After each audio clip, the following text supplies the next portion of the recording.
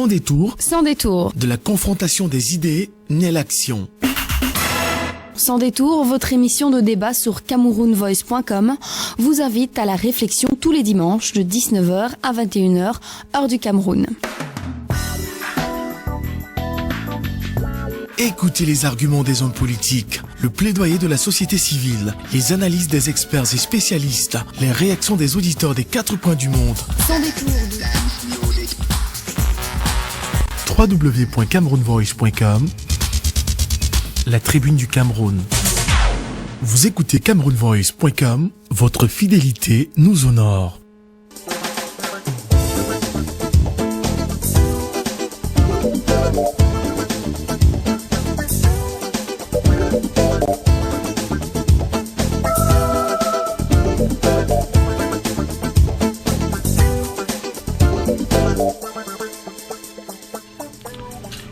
Bonjour.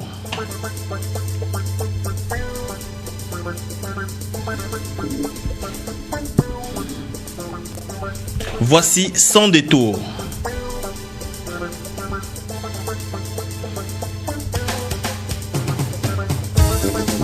Sans détour ce dimanche, édition spéciale économie, édition qui va aujourd'hui encore tabler sur le caractère central de la monnaie, le caractère central de l'argent. Je vais vous dire pourquoi j'utilise cette simplicité d'expression. Donc, parce que tout à l'heure, on va discuter du rôle de la monnaie, du rôle du système monétaire et surtout de la nécessité de disposer de son appareil monétaire, d'avoir le contrôle de son appareil monétaire comme premier préalable même à une piste de développement. Donc, c'est à ça qu'est consacrée cette édition spéciale économie qui va ouvrir ses micros à Nicolas Agbohou, le professeur Nicolas Agbohou, qui est à Montréal, en faveur de la 3e édition du Forum Jeunesse Afro-Québécois, où il a eu l'occasion hier samedi de discuter de ces questions monétaires avec des jeunes Africains, de leur expliquer pourquoi la monnaie est une question centrale, pourquoi la véritable indépendance est l'indépendance monétaire, l'indépendance de pouvoir disposer soi-même de sa monnaie dans le sens qu'on veut. Donc il est avec nous aujourd'hui pour poursuivre la pédagogie, discuter de ces questions monétaires à la lumière de l'actualité,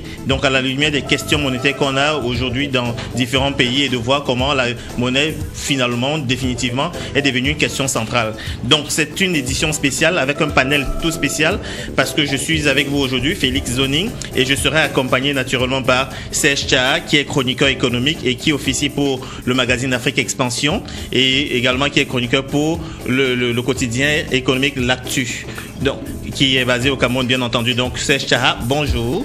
Bonjour Félix, bonjour Monsieur Agbohou. Donc bonjour. Ouais, voilà, donc merci Nicolas de m'avoir invité.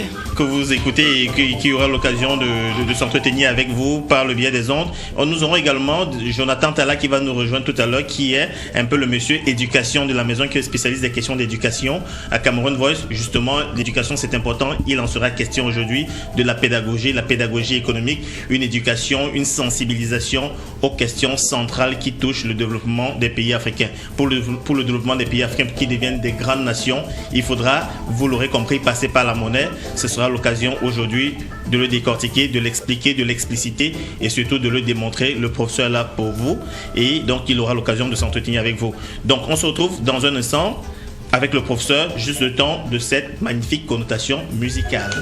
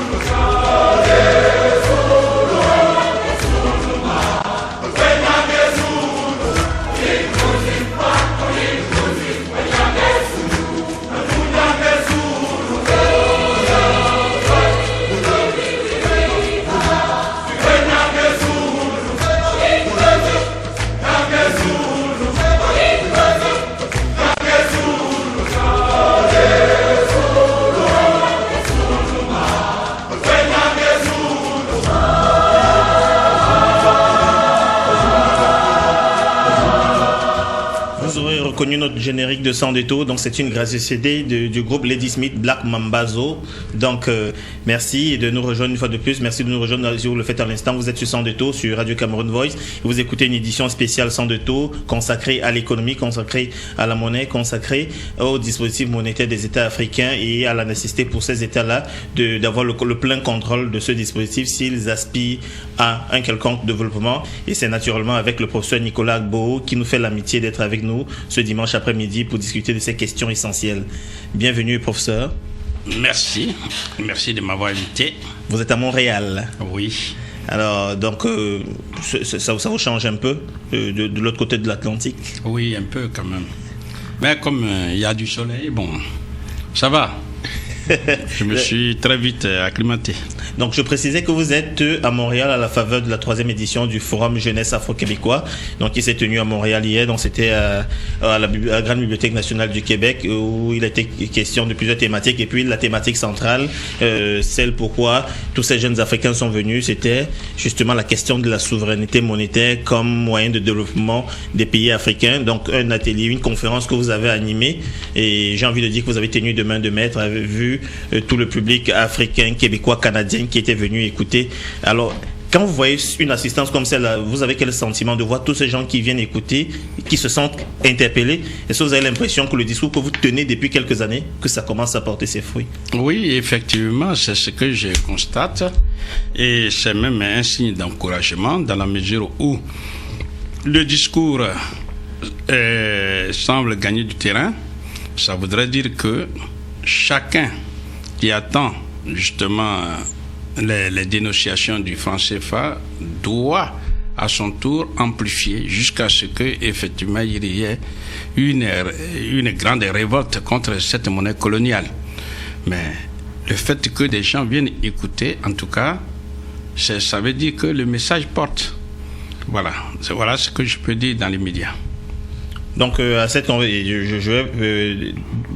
je vais je vais passer la parole à Serge Tchara, qui était le modérateur de cette grande conférence, qui probablement a quelque chose à dire là-dessus, compte tenu de la participation du public qui est venu massivement, avant peut-être qu'on rentre dans le vif du sujet. Oui, je dois dire que personnellement, j'ai été très très édifié. Le professeur a tenu des propos très très convaincants. Enfin, c'est le sentiment que j'ai eu pour avoir discuté avec un certain nombre de participants. J'ai hâte de revenir sur quelques thèmes parce qu'il faut dire que beaucoup m'en ont voulu. Nous avons dû interrompre la conférence du professeur tellement il avait à dire, tellement il avait à nous apprendre qu'il n'y a pas eu suffisamment de questions posées. Donc ce sera le lieu aussi ici de revenir sur un certain nombre de questions. Il y a la question du triangle de souveraineté qui me passionne. J'espère qu'on pourra échanger là-dessus avec le professeur. Donc voilà le sentiment que j'ai un jour après cette brillante conférence du professeur Nicolas Agbo. Alors, il y a également à cette conférence, on avait Jonathan Tala qui, je l'ai dit d'entrée de jeu qu'il allait nous rejoindre. Donc, Jonathan qui est là. Donc, Jonathan qui est notre spécialiste des questions d'éducation, qui était également présent à cette conférence et qui manifestement avec beaucoup à dire, beaucoup à demander comme question et qui n'a pas eu le temps. Dieu merci, il a l'occasion aujourd'hui de se faire répondre. Donc, alors, Jonathan, bienvenue. Bonsoir, bonjour.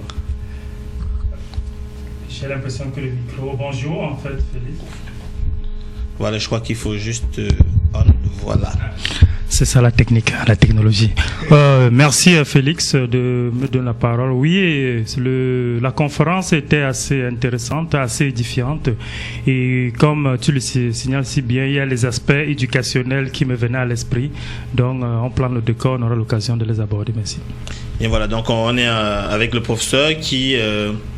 et à toute notre disposition, et notamment surtout pour nos auditeurs qui n'ont pas eu la chance d'être là comme nous hier lors de cette grande conférence. Alors professeur, vous arrivez, vous en faites quasiment votre marotte depuis un bon nombre d'années. Vous êtes contre le franc CFA. On va le dire clairement. Le franc CFA, vous dites, c'est une monnaie nazie. Il faut abolir le franc CFA. Alors, pour quelqu'un qui n'est pas féru d'économie, qui comprend pas ces choses, qui va dire, écoute, c'est notre monnaie, on la partage entre, il y a combien de pays? Il y a 8 pays d'Afrique de l'Ouest, 6 en Afrique centrale qui partagent la même monnaie et puis ça semble marcher. Alors, Comment vous expliquez ça à quelqu'un qui ne s'y connaît pas? Quand vous dites il faut abolir le franc CFA, il va se dire on abolit notre monnaie, pourquoi? Voilà, merci. Effectivement, la personne qui s'interroge doit savoir que le franc CFA veut dire le franc des colonies françaises d'Afrique. Professeur, il paraît que la définition a changé. On parle maintenant de communauté financière africaine. Oui, ou de coopération financière africaine, indépendamment de la zone de l'Afrique centrale. Mais tout ça, le franc CFA reste toujours. C'est-à-dire que l'envahisseur, le colonisateur, comprend que il faut maquiller la vérité pour empêcher l'éveil des consciences des Africains. C'est pourquoi le franc des colonies françaises d'Afrique est devenu le franc de la coopération, de la communauté financière, etc. Tout le reste. Donc vous dites c'est juste un lifting, le fonds n'a pas changé. Mais les institutions et les 4 principes de la zone franc CFA inventés à l'époque coloniale par et pour le colon restent toujours d'actualité. C'est ce qu'il faut expliquer. Donc, si effectivement vous me permettez, on peut passer en revue les institutions de la zone franc CFA. Et dans ces institutions, nous avons ce qu'on appelle 1. La conférence des chefs d'État. 2. Le conseil des ministres. 3. Les 3 banques centrales de la zone franc CFA. Alors, c'est-à-dire la BEAC, la BCEAO et voilà. La BCC. Maintenant, la conférence des chefs d'État, c'est ce qu'on appelle l'organe suprême. Et ce sont les chefs d'État africains qui, comme on le dit, prennent des décisions à l'unanimité. Bien. Mais dans la réalité, tous les pouvoirs qui sont reconnus aux chefs d'État, qui sont reconnus sur papier, ne sont que des pouvoirs fictifs. Parce que la monnaie appartient à la France. C'est ce que beaucoup d'Ivoiriens et non, beaucoup d'Africains ignorent et qu'ils doivent connaître. C'est-à-dire que le franc des colonies françaises d'Afrique a été inventé le 25 décembre 1945, conformément à l'article 3 du décret 45-01-36 par le général de Gaulle. C'est ça. Donc, à partir de là, puisque ça a été créé pour les intérêts des colons, la perpétuation du franc CFA ne fait que perpétuer les intérêts de la France. Et nous pouvons le démontrer. Au niveau après la conférence des chefs d'État, nous pouvons remarquer qu'il y a 3 banques centrales. D'abord, ce qu'on appelle le Conseil des ministres. Le Conseil des ministres a le pouvoir de définir ce qu'on appelle la politique monétaire, la politique de crédit, mais assure aussi sur papier, je cite toujours, le pouvoir de dévaluer ou de réévaluer le franc CFA. Ça, c'est le deuxième organe, le Conseil des ministres. Troisième organe, il y a les 3 banques centrales, qui sont la BCC, c'est-à-dire la Banque centrale des Comores. Deuxièmement, la BEAC, la Banque des États de l'Afrique centrale. Et enfin, la BCEAO, la Banque centrale des États de l'Afrique de l'Ouest. Chacune de ces 3 banques est gérée par ce qu'on appelle le conseil d'administration. Comme toute grande entreprise, donc, chaque banque centrale est gérée par un conseil d'administration. Et dans ces conseils d'administration, il y a des Français. Lesquels Français, qui logiquement ne devraient pas être là, non seulement sont présents, mais ont le droit de veto. Je m'explique. D'abord, nous devons donner ce qu'on appelle la composition des conseils d'administration des 3 banques centrales. Ici et maintenant où nous parlons. Le conseil d'administration de la BCC, sa banque centrale Comore, comprend 8 administrateurs, dont 4 Français. C'est-à-dire qu'il y a 4 Comoriens et 4 Français. Au niveau de la BEAC, Banque des États de l'Afrique centrale, il y a 13 administrateurs, dont 3 Français. Et enfin, au niveau de la BCEAO, il y a 16 administrateurs africains et 2 français, parce qu'il s'agit de 2 pays et 2 administrateurs par pays. Donc, comme la BCEAO comprend 8 pays, alors 8 fois 2, ça fait bien 16. Plus la France, qui a aussi 2 représentants, donc ça fait 18. Maintenant, si vous voulez, avant même de donner le pouvoir, sinon le rôle, de définir le rôle de ces 3 banques centrales dans l'économie des pays que ces banques centrales gèrent, il faudrait peut-être donner la composition même, c'est-à-dire donner la liste des pays qui sont membres de la BEAC et de la BCEAO. Au niveau de la BEAC, il y a 16 pays membres qui sont le Gabon, le Congo-Brazzaville, le Cameroun, le Tchad, la Guinée équatoriale, la Centrafrique et Centrafrique.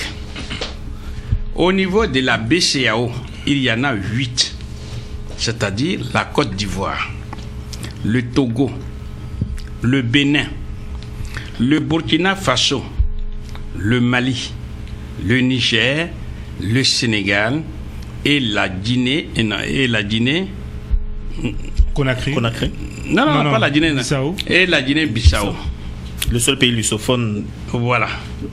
Donc, vous voyez bien que 8 plus 6, ça fait 14. Le 15e pays, c'est la République fédérale islamique des Comores, qui a sa banque centrale, qu'on appelle la BCC en abrégé, c'est-à-dire Banque centrale des Comores. Prof, sans vous interrompre, je pense que plusieurs de nos auditeurs ne savent pas comment on appelle la monnaie comorienne. Est-ce que c'est franc CFA aussi ou... Oui, c'est franc CFA aussi. Donc, vous voyez bien, alors, il faut expliquer aux citoyens lambda le rôle même des banques centrales. Parce que si on ne comprend pas ça, on ne voit toujours pas le danger du franc CFA. La banque centrale est toujours un établissement public qui appartient à un État ou à un groupe d'États qui utilisent la même monnaie.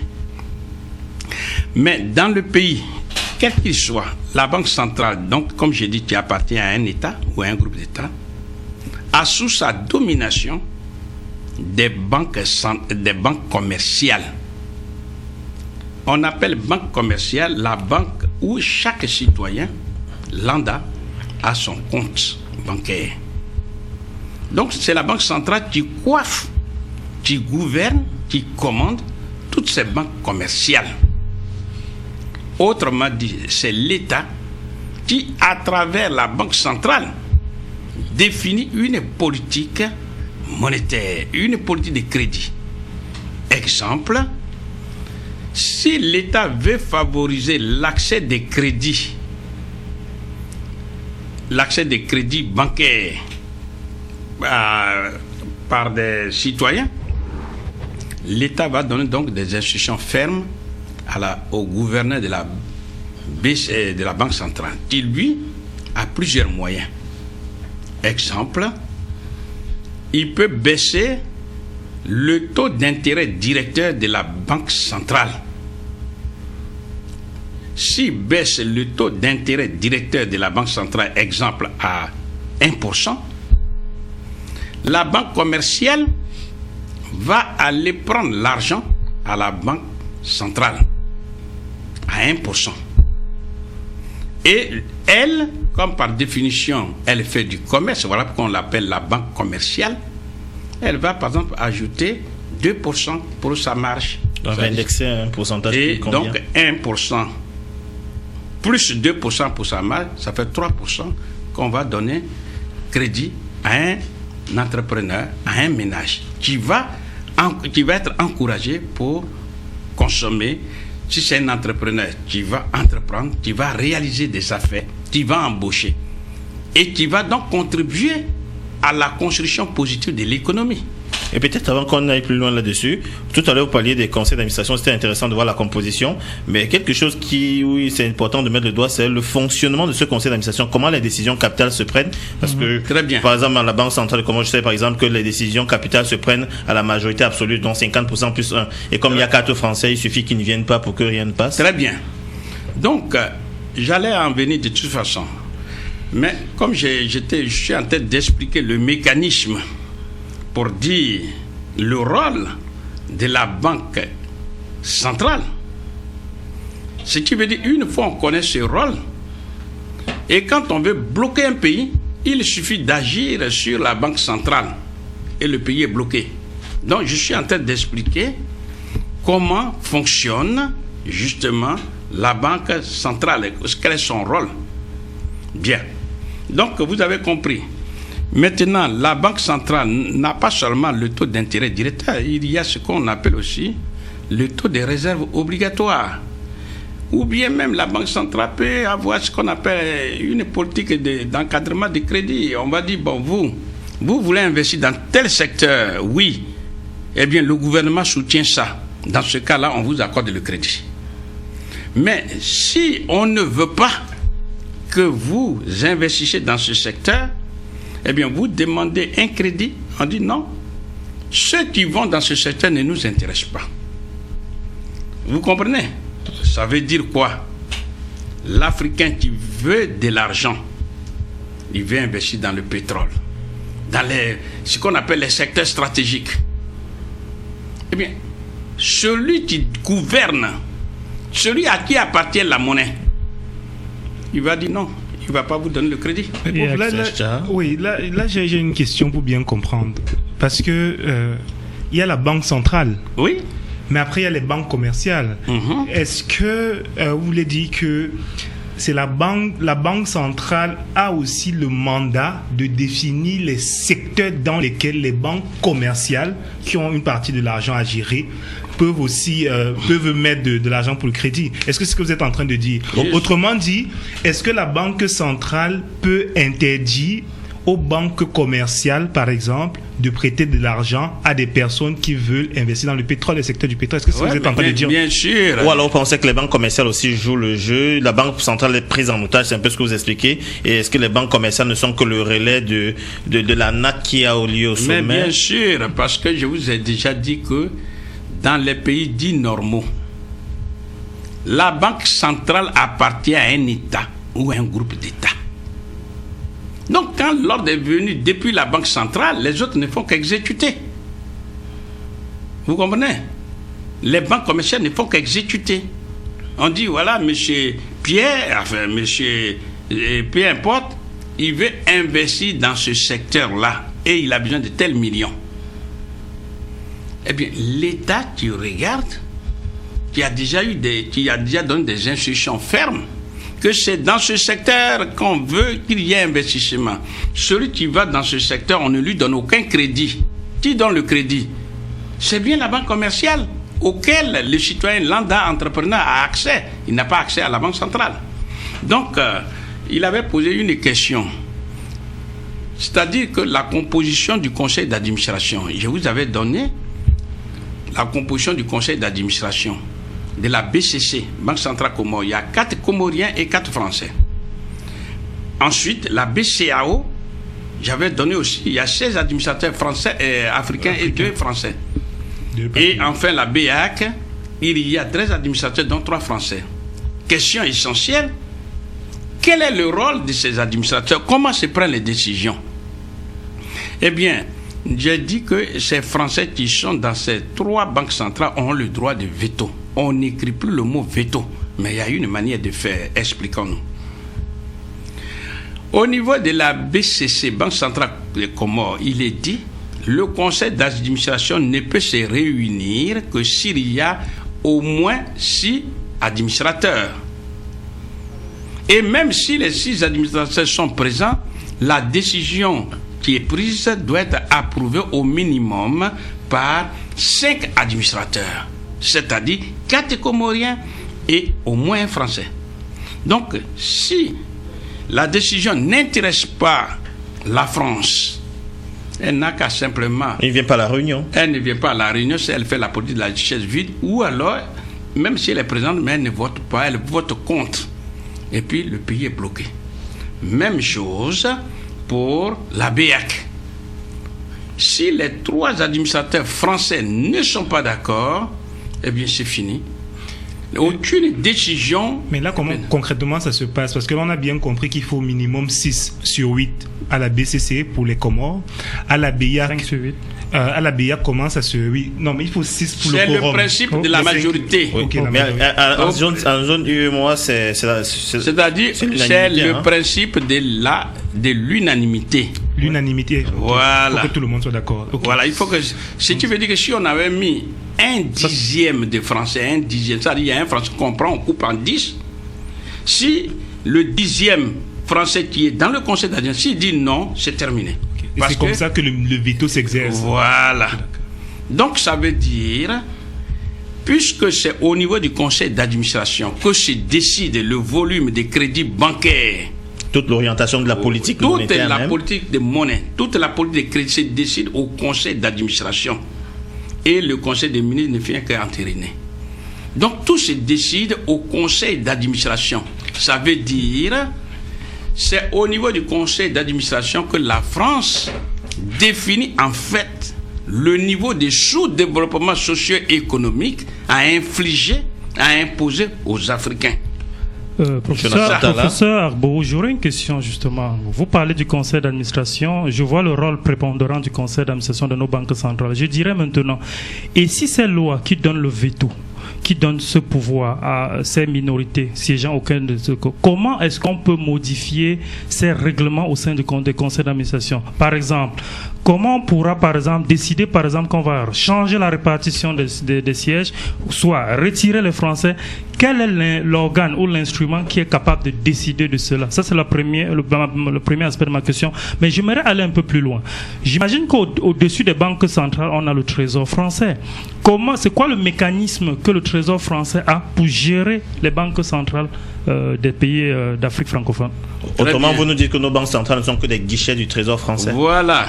C'est-à-dire que d'entrée de jeu, je vous ai dit, une banque centrale gère une monnaie. C'est la maison où repose la banque centrale est la maison où repose une monnaie. Ça, c'est fondamental. Donc, si vous voulez changer quoi que ce soit, il n'y a pas 3 solutions. Le franc CFA, il faut mettre ça de côté purement simplement. Comment on le met de côté? C'est-à-dire, les pays qui sont membres, qui utilisent le franc CFA, décident, je dis bien décident, volontairement de rejeter le franc CFA, c'est-à-dire on n'utilise plus. Je donne des exemples concrets.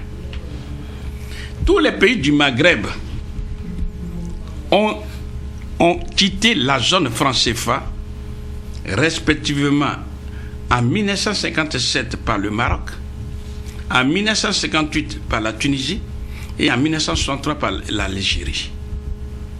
Quels sont les résultats?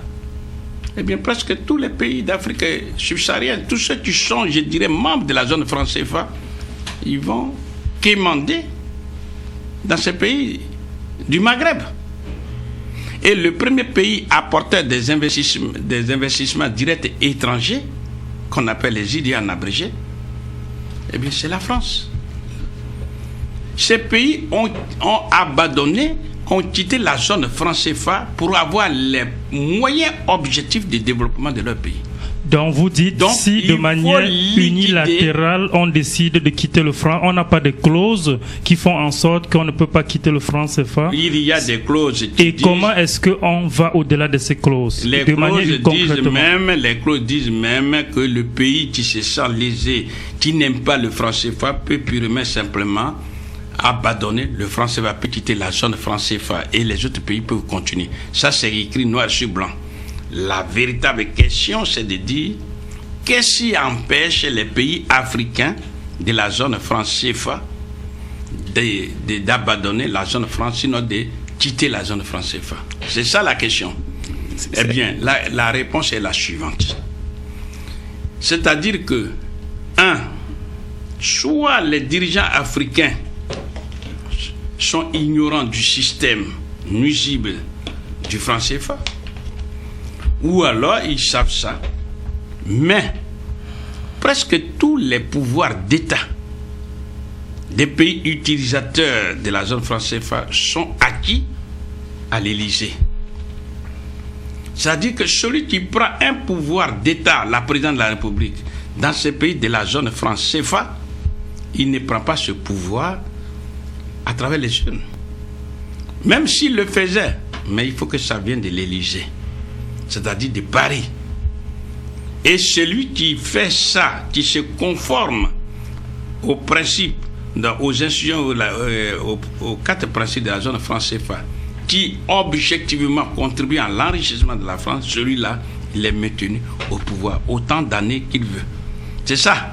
Donc, nous disons... Ça, c'est un bon élève. Voilà. Parce que celui qui va contre ce système, celui-là, il est jugé comme un ennemi, presque comme un ennemi. À vous entendre, professeur Abou, j'ai l'impression qu'on ne sortira jamais du franc CFA. Concrètement, qu'est-ce qu'on peut faire pour sortir du franc CFA? On peut sortir, on peut abandonner le franc CFA. Le véritable problème est le suivant. Il faut que les Africains comprennent une fois pour toutes que le changement ne viendra pas de là-haut. C'est-à-dire, ce n'est pas depuis les présidents, non. Le changement va venir par le bas. C'est-à-dire les populations africaines qui souffrent de ce système. Ce sont ces populations qui doivent se révolter parce qu'elles ont compris que c'est là la cause de leur mal. Et c'est en se révoltant. Mais la population ne connaît pas ça, justement c'est pourquoi nous même au niveau des travail. intellectuels, souvent on a l'impression, on est aujourd'hui, je veux dire, après la conférence, nous sommes un peu surpris de découvrir encore beaucoup de mécanismes que vous nous expliquez si bien. Comment est-ce qu'on peut faire justement pour que la population soit au courant de cela? Bien. La population peut se révolter si elle est informée. Et c'est ce travail préalable d'information que nous faisons. C'est pourquoi nous prenons le risque d'aller vers les Africains concernés pour que ces Africains, à leur tour, puissent propager la nouvelle et qu'un jour, les gens se révoltent. D'ailleurs, professeur, à ce niveau, je voudrais vous interpeller et leur redemander, parce que j'estime qu'il y a beaucoup de gravité dans ce que vous avez dit et j'aimerais être sûr d'avoir bien compris et je crois que les auditeurs veulent avoir ces éclaircissements-là. Vous avez parlé du rôle de la politique et du volume de crédit. Vous avez dit qu'il y a des mécanismes de veto qui sont, même si le terme droit de veto n'est pas inscrit dans la charte de fonctionnement de ces entreprises-là, qui sont bel et bien réelles. Ça veut par exemple dire que quand on décide des volumes de crédit, c'est-à-dire de l'argent qu'on peut prêter, de nos paysans, aux jeunes entrepreneurs, il faut que la France, d'une certaine façon, par ses administrateurs, en fait, soit d'accord avant que ce ne soit fait. Oui. La deuxième chose que vous avez dite, sur laquelle j'aimerais revenir, c'est que chacun le sait, chacun qui regarde un peu l'économie le sait. Vous l'avez expliqué.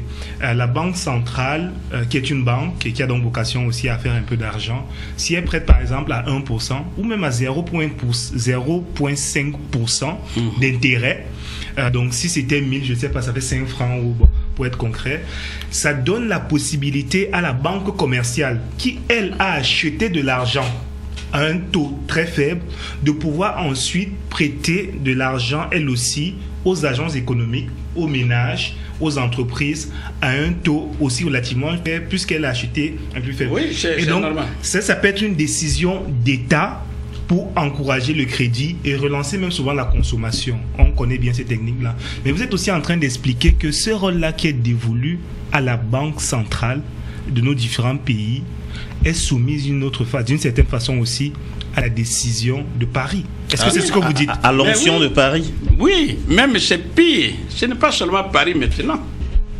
Mais ça vient même de la BCE. De Francfort. Banque centrale européenne de Francfort. Je donne un exemple. Ils ont dit maintenant la priorité des priorités de ces pays utilisateurs du franc CFA, c'est la lutte contre l'inflation. Pourquoi? Parce que c'est l'objectif qui a été assigné à la BCE, Banque Centrale Européenne, alors qu'on n'a pas les mêmes réalités. Donc c'est pour vous dire que désormais, tout se décide non seulement à Paris, mais même à Francfort. Parce que ce sont tous les pays européens utilisateurs du franc et de l'euro qui retrouvent leur droit de regard sur les pays de la zone franc CFA. Donc derrière ça, il faut bien voir que c'est encore la même Europe qui avait prise sur les pays africains, qui est en train de revenir en force pour contrôler les pays africains. C'est ça. Donc nous disons que la monnaie, sinon pour simplifier l'argent, c'est le nez de la guerre. Professeur, la monnaie en exil. Oui. Professeur, justement, j'aimerais pousser un peu plus loin. Justement, je vais un peu essayer de voir le point de vue des détracteurs. Les détracteurs diront, OK, nous sommes en train de parler des banques commerciales. Les banques commerciales ne prêtent pas. Il y a des surliquidités dans les banques commerciales. Dans les pays d'Afrique francophone, on parle de surliquidité des banques commerciales. Par exemple, au Cameroun, les détracteurs diront, mais les banques commerciales ont l'argent, mais ne veulent pas prêter. Que vous répondrez-vous à ces détracteurs? Très bien. Il faut aller plus loin pour dire, mais pourquoi ils ne prêtent pas? Mais c'est ça. Si vous êtes le trésorier de quelqu'un, si on ne vous a pas donné des instructions pour faire les dépenses, est-ce que vous allez faire ces dépenses? La réponse est non. Un trésorier, c'est un trésorier. Il n'est pas l'ordonnateur, il n'est pas le patron. Si vous êtes trésorier d'une entreprise, si le chef ne vous a pas donné des instructions pour dépenser, pourquoi voulez-vous dépenser? Oui, alors... Mais parce que c'est super important. Je vous dis, l'indépendance économique là dépend de l'acquisition de la souveraineté monétaire. Cette souveraineté monétaire n'est pas acquise. Tout se décide à Paris. Et justement, ce sont des exécutants, les fondés de pouvoir. Allez leur demander les fondés de pouvoir africains. Ils ont quel pouvoir? Non. Ils n'ont aucun pouvoir réellement. Et j'aimerais là-dessus, parce que tout à l'heure on a parlé du conseil d'administration, comment ça se décide, mais j'imagine que c'est un seul élément du dispositif. Le dispositif est beaucoup plus grand que ça. Alors, au-delà des conseils d'administration où il y a des vétos qui passent, est-ce que dans la mécanique du rapport entre le franc CFA et le Trésor français au départ, maintenant, et la BCE, est-ce que vous pouvez nous dire comment la mécanique du fonctionnement entre ces deux monnaies est aussi en notre défaveur? On a vu le rôle des conseils d'administration qui oriente la politique monnaie, mais maintenant dans la relation entre nous qui devons déposer une bonne partie, un pourcentage important de nos réserves au Trésor français. Là, on va maintenant embrancher sur, après avoir parlé brièvement des institutions, nous allons parler maintenant de ce que j'appelle les 4 principes, c'est-à-dire le principe des comptes d'opération, sinon qu'on appelle en termes techniques le principe de la centralisation des changes. Ça, c'est le premier principe. Deuxième principe, c'est le principe de la fixité des parités entre le franc CFA et l'euro maintenant. Troisième principe, c'est le principe de la libre convertibilité des francs CFA, hier en francs français et aujourd'hui en euros. Et quatrième et dernier principe, c'est le principe de la libre transférabilité des capitaux de la zone franc CFA vers la France et le reste du monde. Donc, si une fois ces 4 principes sont posés, il faut voir en quoi ils sont nuisibles aux pays africains. Donc, si vous me le permettez, nous allons commencer par le principe de la centralisation des changes, sinon le principe des comptes d'opération. D'accord. Alors, nous disons, ce principe des comptes d'opération a hérité de ce qu'on appelle le clearing, c'est-à-dire du nazisme monétaire. Pourquoi? Parce qu'au moment où la France et les autres pays européens étaient conquis par l'Allemagne nazie, eh bien, le principe était le suivant. Les Allemands obligeaient, prenons le cas de la France, obligeaient par exemple la France à exporter toutes les marchandises dont elle-même avait besoin. Et la même Allemagne obligeait le Trésor français à payer les exportateurs français. Prenons un exemple. L'Allemagne dit par exemple, j'ai besoin de 200 000 tonnes de pommes de terre. Bien. Mais ceux qui produisent des pommes de terre sont des paysans français. Donc, elle oblige l'État français vassalisé à payer par sa propre poche tous ces agriculteurs français. Tout de suite. Et les agriculteurs français étaient payés cash et puis ils exportent vers l'Allemagne. Maintenant, l'État allemand dit à l'État français que voilà, je reconnais, je vous dois de l'argent. Mais cet argent-là, qui est en marque, j'ouvre pour vous un compte ici en Allemagne, à Berlin précisément, où je mets un signe plus, c'est-à-dire je crédite, c'est ça on appelle créditer. Exemple, l'équivalent de 200 millions, on va dire, bon, c'est 180 millions de marques. Il dit, bon, je crédite 180 millions de marques sur ton compte. Donc, je reconnais que j'ai une dette envers toi.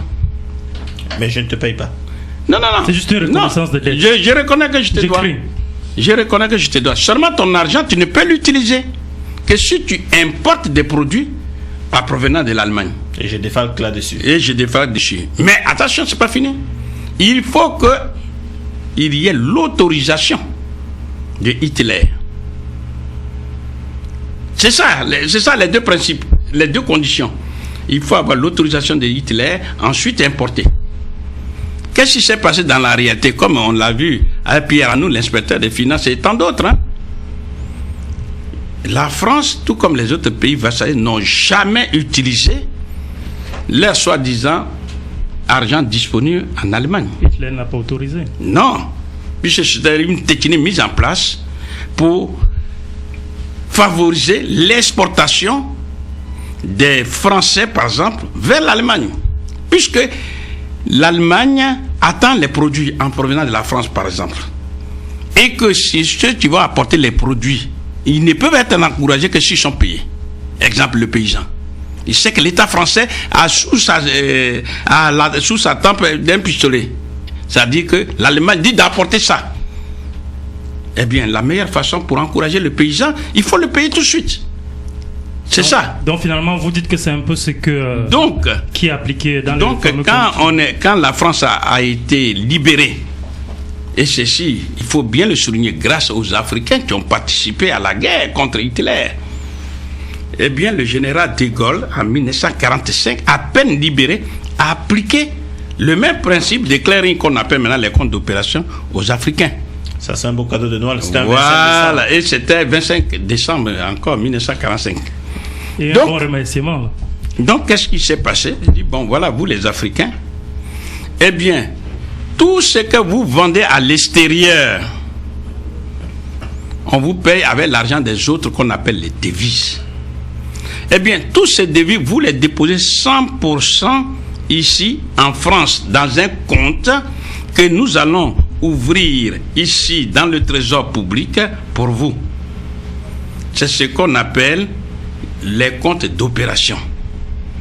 Et donc, si par exemple, ils ont réalisé une recette de 1000 milliards de dollars, eh bien, les 1000 milliards de dollars sont déposés intégralement dans les comptes d'opération ouverts au trésor public dans un compte courant. Donc ça veut dire que si nous vendons aux Chinois, aux Américains, toutes leurs devises, on prend, on ne va pas on donne ça à la France. On dépose chez les Français. Ça veut dire voilà, si nous vendons notre cacao, si nous vendons notre café, si nous vendons tout ce que vous allez avoir comme dollar, yuan, yen, à l'extérieur, ça, tout cet argent, l'ensemble, c'est ce qu'on appelle les devises. Tout ça, on donne ça à la France. D'abord. Et la France dit maintenant, bon, j'ai crédite votre compte de ces sommes-là. C'est-à-dire que vous avez eu ces devises parce qu'on vous a fait un don, parce que vous êtes endetté auprès d'un pays étranger, ou bien parce que vous avez vendu à l'extérieur. Toutes ces sommes-là sont déposées en France au trésor public français. Je rappelle, le trésor public est la personnification financière de l'État. C'est-à-dire c'est l'État en finance qu'on appelle le trésor public. Donc on donne ça à la France. Et de 1945 jusqu'en 1973, c'était 100%. Et ce n'est qu'à partir de 1973 que l'État français a dit ne me donnez plus 100%, mais donnez-moi simplement 65%. C'est-à-dire, si vous avez fait une recette de 100 milliards de dollars, eh bien, vous déposez en France 65 milliards. Voilà ce qui ne sortira jamais, en fait. Voilà. C'est ça. Bien. Et c'est à partir du 20 septembre 2005 que la France, dans sa générosité infinie, a dit pays des droits de l'homme, que désormais n'est déposé plus 65, mais déposé simplement 50%. Mais il y a des pays qui déposent quand même 80, hein. Ça c'est bon, dit dans le texte. Voilà, 90. Donc c'est ça. Et maintenant, si vous faites une recette, admettons, de 1000 milliards, eh bien la moitié de 1000, c'est 500 millions. Donc vous n'êtes tenu que de déposer 500 millions, mais vous pouvez déposer plus si vous voulez. Ça c'est au moins. Mais est-ce qu'il y a des pays qui déposent plus? Mais il y a, comme vous l'avez vu pendant la conférence, Mme Christine Lagarde, en tant que ministre de l'économie et des finances de la France, qui révèle, qui dit, quand bien même nous demandons de déposer 50%, il y a des pays comme la BEAC, c'est la Banque des États de l'Afrique centrale, qui dépose jusqu'à même 90%. Et elle poursuit. Si ces pays de la BEAC font comme ça, c'est qu'il y a un intérêt derrière. Et je crois que vous comprenez plus. Parce que c'est quand vous faites comme ça que justement vous êtes l'ami de la France. Si quand vous faites comme ça, vous pouvez mourir au pouvoir. Professeur, merci Félix. Je voudrais qu'on se penche un moment sur les conséquences d'avoir une grande partie de ces devises à l'extérieur. Voilà. Donc, il faut, je vais venir à la question. Je pense qu'il faut que nos auditeurs comprennent, et vous me corrigez, je passe votre contrôle, vous me corrigez si je me trompe. Il faut que les auditeurs comprennent que la monnaie, c'est comme une langue. Je veux dire que quand on va acheter des produits à l'extérieur, il faut qu'on puisse quantifier et comprendre dans la langue. C'est une langue, il faut qu'on comprenne. Donc, quand vous avez des devises, vous êtes capable de parler à l'extérieur, c'est-à-dire d'avoir une monnaie, si vous voulez, de parler une langue que d'autres sont capables de comprendre à l'extérieur. Donc, si vous avez beaucoup de devises en dollars, en yuan, le chinois, ou en yen japonais, vous êtes capable de parler aux japonais, vous êtes capable de parler aux chinois, vous êtes capable de parler aux américains. Encore que le dollar, oui, en fait c'est ça, quand je dis parler, c'est acheter. Voilà. Donc le fait de se priver d'autant de devises, en fait, professeur, je crois qu'une des conséquences, c'est que on limite notre capacité à parler à l'international, à faire des achats, en fait, quand je dis parler. Vous êtes obligé de passer par un interlocuteur avant. Voilà, de toujours convertir soit en euros, soit, voilà. Est-ce que ce n'est pas ça qui nous amène aussi vers la dette? Parce que justement, si on ne peut pas parler, on est obligé de s'endetter pour avoir un peu plus de parole, professeur. Oui, Oui, effectivement, parce que si vous avez l'argent des autres qu'on appelle les devises, vous pouvez importer des machines, en fait, tout ce dont vous avez besoin, vous pouvez importer ça de l'extérieur. Or, si vous n'avez pas les devises, donc si vous n'avez pas l'argent des autres pays, vous ne pouvez pas importer. Tout est, dans ce cas précis, bloqué en France. Autrement dit, ces pays africains sont obligés de se tourner uniquement vers la France pour importer les produits dont ils ont besoin. Ça, c'est déjà un. Mais surtout, ce qu'il faut retenir, c'est que avec ce système, ce sont les capitaux africains qui sont accaparés par la France. Donc les finances publiques sont mises en exil. Vous comprenez? Absolument. Voilà. Deuxième conséquence, il y a confiscation de ce qu'on appelle le pouvoir de création monétaire par les Africains, par la France. C'est-à-dire que lorsque vous voulez faire de la création monétaire, c'est en deux occasions. Première occasion, lorsque vous convertissez les devises en monnaie locale. C'est-à-dire vous êtes un agent économique, vous avez, admettons, 100 millions de dollars, vous êtes Camerounais, vous présentez les 100 millions de dollars à votre banquier. C'est au vu et au su de ces 100 millions de dollars qu'elle va vous donner la monnaie locale qui sera créée en conséquence. Or, dans ce cas précis, les 100 millions de dollars sont donnés à la France, qui, elle, prend les 100 millions de dollars et en lieu et place crée le franc CFA, qui ne lui coûtait rien, parce que c'est du papier. Mais entre-temps, elle s'est enrichie. On lui a donné 100 millions de dollars cadeau comme ça. Et elle va utiliser les 100 millions de dollars, par exemple, américains, pour importer des produits en provenance de l'Amérique. Ça, c'est déjà un. Deuxièmement, nous avons vu que le conseil d'administration était dominé, ou bien avait le droit de veto de la France dominé. Donc, si on veut accorder des crédits à des Africains, eh bien, la décision, elle est prise effectivement par la France à travers ceux qui sont au conseil d'administration. Donc, il y a une paralysie, autrement dit, une restriction des crédits bancaires accordés aux Africains. C'est-à-dire, il faut empêcher que les Africains deviennent riches. Il faut empêcher que les Africains entreprennent. En un mot, il faut empêcher que les Africains prennent en main véritablement leur propre destin. Il faut casser la croissance. Voilà. De crédit. En termes de croissance, tout ça, c'est compliqué. C'est-à-dire, quand vous n'avez pas l'argent, vous ne pouvez rien faire. Parce que quand on dit monnaie, c'est trop technique. Il y a des jeunes Africains, mais on n'a même pas besoin d'être jeune. Il y a des Africains. Là, tout le monde ne veut pas travailler à la fonction publique. Tout le monde ne peut pas travailler à la fonction. Nous devons entreprendre. Vous avez des projets, vous présentez votre projet, admettons, c'est 100 000 dollars. Non, on va dire 1 million de francs CFA ou bien 10 millions de francs CFA. Vous allez voir le banquier. 100 millions de francs CFA. Il ne peut pas prendre cette décision. Même si c'est un fondé de pouvoir, il y a un pouvoir qui lui est accordé pour dire, bon, exemple, si vous avez telle somme, 5 millions, etc., bon, vous pouvez prendre la décision. Mais à partir d'une certaine somme, donc, un véritable investissement qui va bouleverser l'économie positivement du pays, ça ne doit pas être accordé. On ne doit pas accorder ça à un Africain. Et là, il faut l'aval du maître. Et là où je veux... Et je vais plus loin. Vous êtes sur un marché. Vous disputez un marché. Ce marché-là entre vous, Africains, et un Français. Eh bien, quand vous allez vous demander, on dit, bon, il y a des conditionnalités. Si on vous donne ce marché, est-ce que vous êtes sûr que votre banquier va financer? Donc, il y a un accord conditionnel du banquier. Cet accord-là ne vous sera pas accordé. Vous, l'Africain, là, on ne vous accordera pas cet accord-là. Alors, un point qui va vous permettre de revenir sur le deuxième pilier. Vous avez évoqué 4 piliers. Alors, je vais essayer de revenir avec vous sur le deuxième pilier. Oui, le fameux compte d'opération, on demande aux pays africains de la zone franc de déposer un pourcentage important de leurs avoirs en devise dans ce compte-là. Et la contrepartie, normalement, qui était prévue, c'est que la France assure la libre convertibilité de leur monnaie à l'international. Ce qui n'est manifestement pas le cas.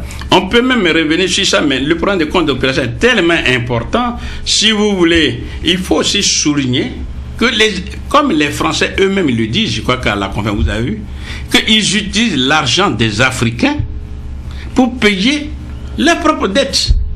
C'est ce qu'on appelle l'amortissement de la dette. Ceux qui ont assisté à la conférence l'ont vu. On a cité officiellement des Français. Bon.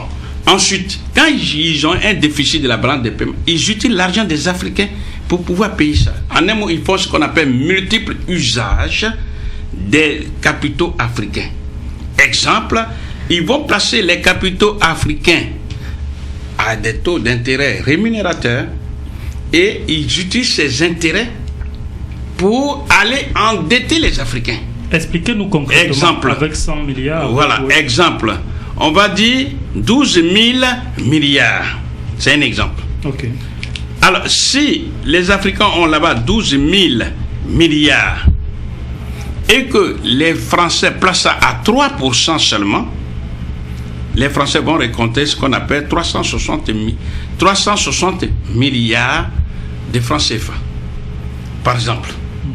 Et c'est sur les 360 milliards d'intérêts que la France va prendre, admettons, 100 milliards pour aller endetter les Africains, prêter cet argent-là aux Africains. Parfois au taux d'intérêt. Ou bien pour faire des aides, dire que bon, on vous aide, on vous prête les 100 milliards à des taux d'intérêt concessionnels 4%, 5%. Mais c'est l'argent qui appartient aux Africains.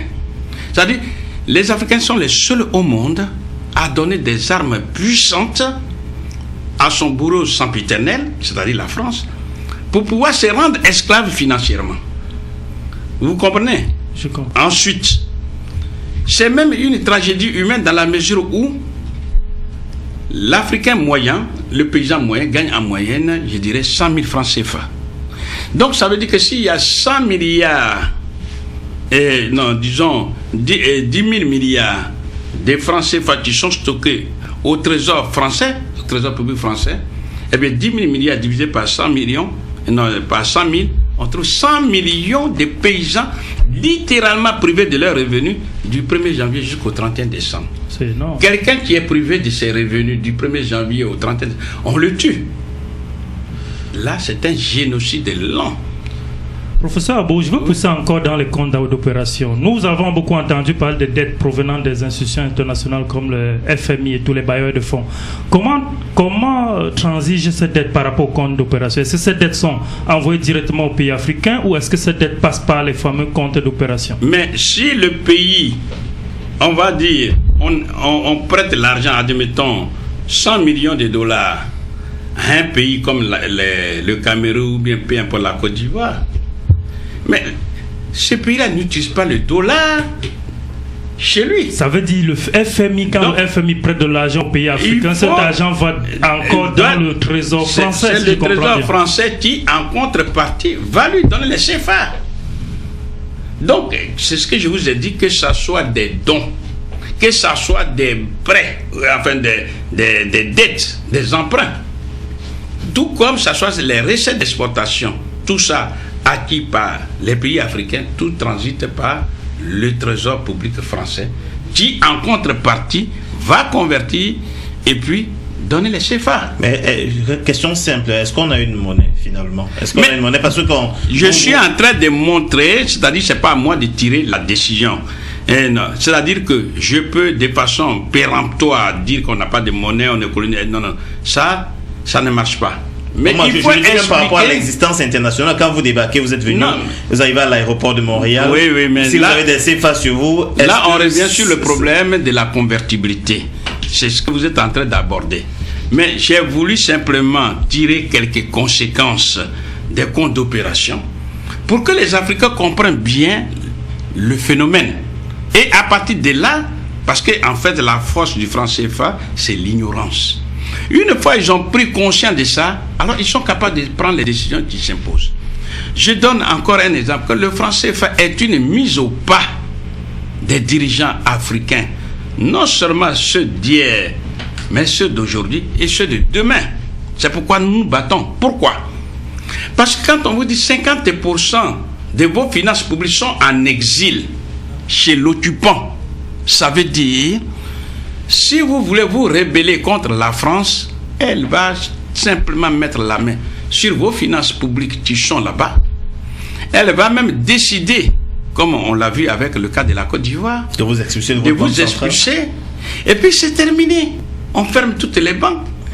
Et vous êtes face à la réalité objective. Puisqu'il faut payer les salaires, il faut c'est-à-dire quand on ferme les banques, les ménages ne peuvent plus consommer, ne peuvent plus acheter des médicaments, etc. Les chefs d'entreprise n'ont pas accès à leur banque, donc ne peuvent pas payer les salaires, ne peuvent pas investir, ne peuvent pas faire fonctionner. En un mot, c'est le blocus. Ils ne peuvent pas payer leurs fournisseurs. Non, on ne peut rien faire sans argent. Voilà. Et c'est pourquoi je crois qu'on n'a pas encore évoqué, c'est pour ça que vous avez fortement insisté hier sur ce que je crois vous et d'autres économistes appelaient le triangle de souveraineté. C'est-à-dire qu'il y a la défense, il y a la constitution, mais une nation aussi, pour parfaire le triangle, a besoin de contrôler sa monnaie. Oui, c'est-à-dire ce qu'on appelle effectivement le triangle de souveraineté. Triangle ici, c'est 3. Donc, premier point du triangle, c'est la monnaie. Deuxième point de souveraineté, c'est la défense, pour ne pas dire l'armée. Et enfin, le troisième, c'est ce qu'on appelle le droit positif. Sinon, parlons plus simplement, la Constitution. Lorsque vous n'avez pas la souveraineté monétaire, ou alors parlons positivement, c'est en ayant la souveraineté monétaire que vous pouvez faire travailler les forces humaines qui sont là, que vous pouvez faire travailler votre population. Et c'est grâce à la force de travail que la population sort des terres les richesses, dont une partie est vendue à l'extérieur. Et grâce à cette vente, vous allez avoir l'argent des autres qu'on appelle les devises.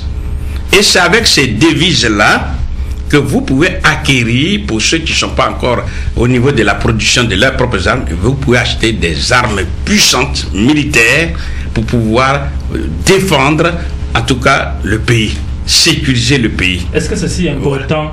C'est la défense. J'essaie d'amener un peu. Voilà. Donc, où, avec un certain pacifisme, on nous dit non, la défense n'est pas assez intéressante. Non. C'est-à-dire, ceux qui disent ça sont là pour tromper ceux qui sont encore naïfs. Voilà. C'est-à-dire que vous ne pouvez pas, dans ce monde où nous vivons là, vivre en paix si vous n'êtes pas capable de vous défendre. Prenons le cas du Mali. Le cas du Mali est révélateur. Après 50 ans, plus de 50 ans de coopération militaire, eh bien le Mali a été pris par quelques islamistes. Et aucun pays membre de la zone française n'a été capable de venir au secours du Mali.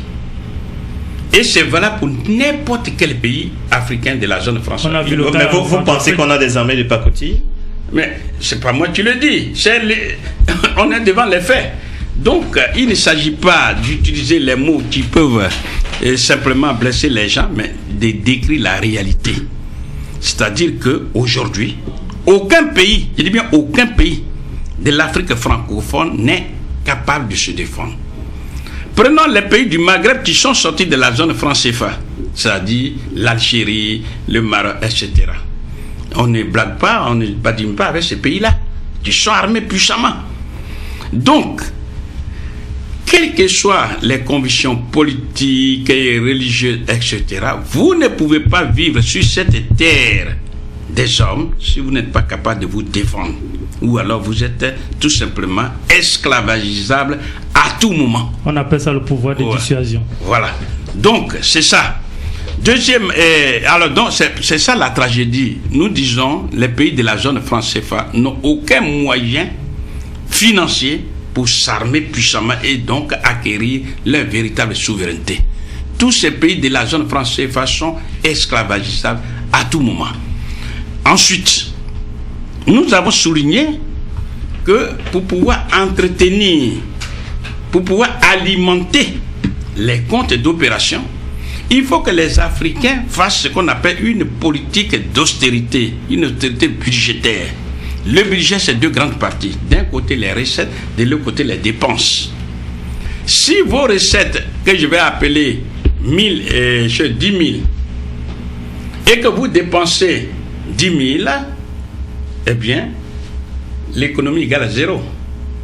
Par contre, si vous devez mettre dans les comptes d'opération, on vous dit de mettre là-bas, admettons, 6 000, eh bien, 10 000, moins 4 000 que vous allez dépenser, il vous reste 6 000.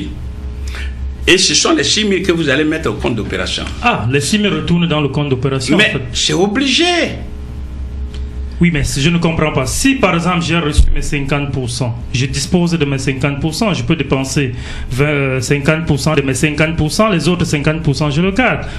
Est-ce que je dois le ramener encore dans le compte d'opération? D'abord même, ce qu'il faut dire, si vous avez une recette, admettons de 100 milliards de dollars, et que vous déposez 50 milliards de dollars, au compte d'opération, il vous reste 50 milliards de dollars. Vous allez au Cameroun avec les 50 milliards de dollars. Arrivé au Cameroun, vous utilisez quelle monnaie? Le franc CFA. Qui va vous les donner? Le trésor français. Voilà. Donc les 50 milliards que vous aviez, qui vous reviennent. Arrivé au Cameroun, ce sont des... En fait, ça ne bouge jamais. En fait. Ce sont des dollars que vous n'utilisez pas. Donc, vous êtes encore obligé de dire, France, la partie qui me revient, tiens, donne-moi en contrepartie les CFA. Est-ce qu'on se fait comprendre? Ouais. Mais c'est le mécanisme. C'est-à-dire que les gens disent, les Africains sont de gros enfants, ils sont naïfs. Il faut les prendre comme ça. On ne peut rien faire. C'est Dieu qui les a fait comme ça. Parce que c'est un truc visible. Mais ils sont les seuls au monde à ne pas comprendre. Mais moi, quand vous parlez comme ça, je me pose la question. En 50 ans, on a eu les indépendances, ça fait déjà plus de 50 ans. Comment se fait-il que depuis 50 ans, avec tous les économistes qu'on a eu et tout, en 50 ans, jusqu'ici, d'abord, le message ne soit pas arrivé au niveau de la population, parce qu'il y a que quelques personnes qui ont ce message, et de deux, que jusqu'aujourd'hui, on perpétue toujours les mêmes erreurs. Surtout qu'heureusement, sur cette question-là, la quasi-totalité des économistes africains sont d'accord que oui, c'est un piège franc CFA. La quasi-totalité, en tout cas ceux que moi j'ai écoutés, comment ça se fait que malgré toute cette adhésion-là, on en soit encore là? Et qu'il y ait un blackout total de la population. Bon, déjà, la population n'est pas informée. Ça, c'est un. Il faut avoir le courage de le dire. Et pourquoi la population n'est pas informée? Parce que ça ne s'enseigne pas dans les universités africaines. Maintenant, si on essaie d'enseigner, tant mieux. Mais en tout cas, à une date récente, ce n'est pas enseigné. C'est au moins permis d'enseigner? C'est ça la question. Donc, tous ceux qui ont tenté de toucher à cette question, à commencer par le professeur Pouemi Touchan qui a enseigné à l'université d'Abidjan, qui a sorti Monnaie et servitude en 1980, eh bien, il a disparu, il est mort dans des circonstances mystérieuses, jusqu'ici non élucidées. C'est ça. Il a fallu donc en 1999 pour que pour la première fois nous sortions, au moment où on a lancé l'euro, nous sortions quelques mois plus tard le franc CFA et l'euro contre l'Afrique. Bon, on mène le combat. Mais je crois qu'on va se concentrer sur l'autre principe que vous avez souvent évoqué, à savoir le principe de la libre convertibilité des francs CFA hier en francs français et aujourd'hui en euros. Parce que si on le fait, on va encore éclairer davantage. Donc, on dit que si vous avez aujourd'hui 650 francs CFA, non, 655,957 francs CFA, ça vous donne 1 euro. Bien. En un mot, on peut convertir les francs CFA. Et qui convertit, c'est la France. Bien. Cette libre convertibilité, d'abord, la France a plusieurs inconvénients, parmi lesquels nous devons dire ceci. Contrairement à l'idée répandue, l'idée fausse qui est répandue, le franc CFA n'est pas une monnaie convertible. On appelle monnaie convertible, exemple, le dollar. Quand vous prenez un dollar américain ou canadien, vous allez dans n'importe quel pays du monde, vous dites, je m'avais dans une banque, convertissez-moi ça. On vous convertit ça et on vous donne la monnaie locale. On est d'accord? C'est ça la convertibilité. Je suis au Canada, je viens d'arriver au Canada, j'ai des CFA. Dans n'importe quelle banque que je présente les CFA, on dit non, on ne convertit pas, on ne connaît pas. C'est ça. Même en France, j'ai quitté un pays comme la Côte d'Ivoire ou bien peu importe celui de la zone franc CFA. J'arrive en France, je m'avais présenté les CFA dans une banque, on dit non, on ne connaît pas ça. Même on ne convertit pas. Et maintenant, ça c'est premier. Deuxièmement, le franc CFA, donc non seulement n'est pas convertible dans aucun pays du monde, mais pire, deuxième conséquence, les francs CFA qui sont utilisés, par exemple en Afrique centrale, et les francs qui sont utilisés en Afrique de l'Ouest, de la BCAO, ne sont pas interchangeables, c'est-à-dire ils ne sont pas convertibles entre eux. Mais il paraît que ça l'était avant, et ils veulent revenir là-dessus, ils veulent rendre ça convertible. Non, nous disons ce qui est en ce moment. Donc on n'a pas une seule zone monétaire, on a deux zones juste à poser. En fait, trois, parce qu'avec les Comores aussi, il y a les Comores. C'est-à-dire que quand on aborde un problème, il faut prendre sur soi la responsabilité de dire ce qui est. Le fait. Pour que celui qui nous écoute puisse mener sa réflexion. Donc, ici et maintenant, et tout de suite, un Camerounais qui prend des francs CFA, il va en Côte d'Ivoire, il ne peut pas les utiliser. Et réciproquement, alors, en plus forte raison, si vous sortez de ces deux zones monétaires, vous allez au Zimbabwe ou bien dans n'importe quel pays d'Afrique, vous ne pouvez pas les utiliser. C'est ça la réalité. Et pourquoi il en est ainsi?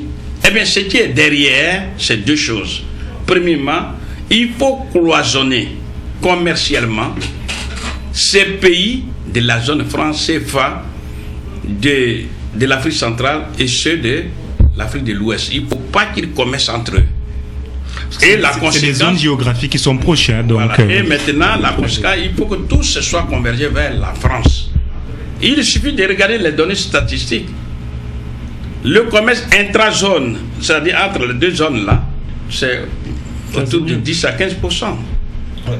Par contre, le commerce avec la France est autour de 60%. Voilà la réalité. Autre chose, quand vous convertissez, eh bien la France vous contrôle. C'est ça.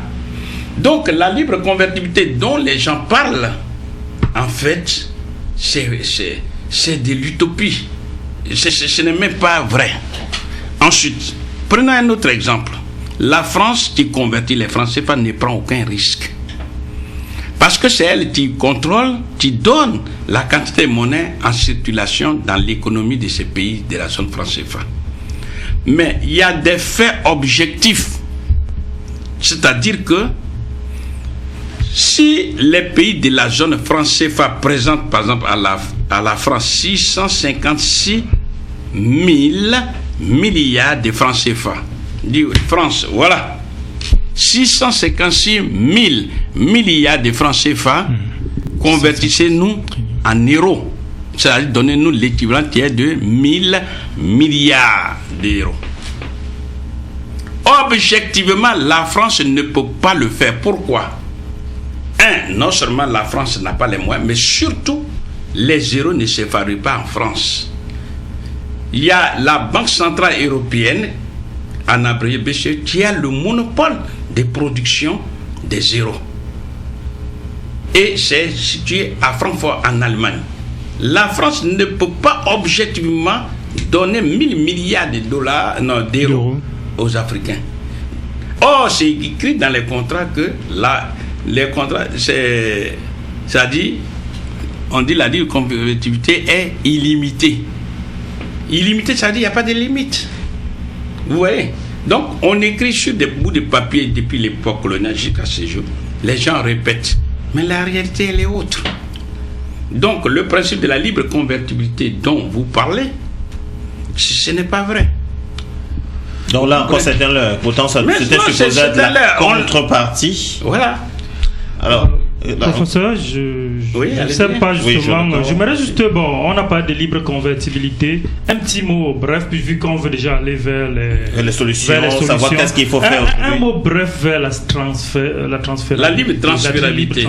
La libre transférabilité veut dire tous les pays, c'est-à-dire, par exemple, n'importe quel opérateur français, économique français, qui est par exemple dans l'un des pays de la zone franc CFA, eh bien, tous les bénéfices qu'il réalise là-bas, il peut les transférer librement des pays donc de l'Afrique vers la France. Wow. Sans aucune limite. Vous comprenez? Ça veut dire une multinationale française qui est basée en Afrique peut transférer les bénéfices. Non seulement les bénéfices européennes. Voilà, non seulement européennes ou françaises. Européennes. Même c'est l'euro. Voilà. Okay. Non seulement les bénéfices, même le capital initialement investi. C'est ça. N'oublions jamais que ça a été conçu à l'époque coloniale. Donc on a fait comprendre aux Africains que si on a la libre transférabilité, ça veut dire que nous sommes encouragés à investir davantage chez vous. Ce qui est faux. Ce qui est faux. Alors, ce principe-là a plusieurs inconvénients, parmi lesquels, eh bien, c'est comme un entonnoir percé. Vous versez de l'eau, c'est percé, ça ne pourrait jamais. Donc, on ne peut pas, dans ce contexte, constituer une épargne nationale, encore moins une épargne continentale. Et comme on ne peut pas faire une épargne nationale, encore moins continentale, eh bien, on ne peut pas favoriser l'émergence d'une classe d'hommes et de femmes d'affaires capables de porter l'économie nationale. Parce que c'est ça le but qu'il faut éviter. Le jour où les Africains vont porter l'économie du pays, c'est fini. Comme les Chinois portent l'économie de leur pays. Or, ce système ne le favorise pas. Et une des conséquences, puisqu'il n'existe pas l'épargne nationale, eh bien, le chemin tout trouvé, c'est d'aller s'endetter. S'endetter, lequel endettement engendre un cercle vicieux, c'est-à-dire l'esclavage financier. Parce que si vous vous endettez, eh bien, non seulement au moment où vous remboursez la dette, non seulement vous remboursez le capital initialement emprunté, mais vous payez des intérêts. Et le créancier, à travers le FMI, qui est en fait un syndicat des bailleurs de fonds, va vous dicter la ligne de conduite à suivre. c'est ça qu'on appelle les programmes d'ajustement structurel et tout le reste. Vous voyez? La privatisation. Bon. Alors, moi, je me suis souvent posé une question simple. On va faire un peu de la fiction économique. C'est de dire, oui, on se dit, ce système-là n'est pas convenable. Nous, qu'est-ce qu'il faut faire pour sortir? Mais si, à l'inverse, c'est la France qui disait demain, ça m'intéresse plus, je vais arrêter ça. Est-ce que nous sommes prêts? Est-ce qu'on est préparé? Sinon, est-ce qu'il faut commencer à se mettre dans une position d'autonomie et ensuite d'indépendance totale? Qu'est-ce qu'il faut faire maintenant, une fois qu'on a compris que faire gérer sa monnaie par quelqu'un d'autre, faire piloter sa politique monétaire par quelqu'un qui est à l'extérieur, ne pas avoir les deux mains, même pas une seule main sur le volant de sa vie économique, ça nous mène nulle part que dans un précipice. Une fois qu'on a compris ça, qu'est-ce qu'on peut commencer à faire maintenant, ne serait-ce que pour être précis demain? Celui d'en face disait, le partenaire d'en face disait, je ne suis plus d'accord. Une deuxième question avant que le professeur ne réponde, c'est qu'elle m'est revenue là, il y a quelqu'un qui aurait aimé vous demander hier, comment expliquez-vous qu'un pays comme la Guinée-Bissau, qui n'avait rien à voir avec la France, ait voulu adhérer à la zone franc? Voilà. Bon, d'abord, il faut comprendre que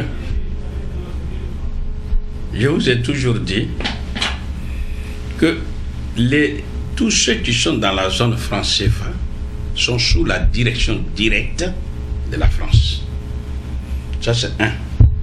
Deuxièmement, les gens, on leur a fait comprendre que utiliser le franc CFA est une bonne chose. Donc, parce qu'on dit que c'est une monnaie forte. Vous comprenez? Et que si on compare le franc CFA à d'autres monnaies comme le Naira, etc., qui sont des monnaies dites fondantes. Donc, ils pensent qu'en ayant une monnaie dite forte, c'est un facteur de développement. Ce qui est faux. Et nous prenons des exemples concrets. Que le franc CFA, vous savez, quand on veut acheter 1 euro, le 1 euro s'achète avec 655,957 francs CFA. Ça, c'est un. Le même euro, quand vous voulez l'acheter, vous donnez 1500 won de la Corée du Sud.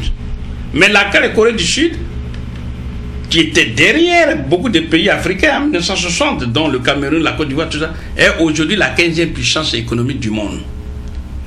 Troisième exemple, pour acheter le même euro, il faut donner 12 000 roupies de l'Indonésie, qui vient d'acheter il n'y a pas longtemps 11 avions Airbus, etc., et dont le niveau de développement n'a aucun rapport, enfin est de loin supérieur à celui de n'importe quel pays africain de la zone franc CFA.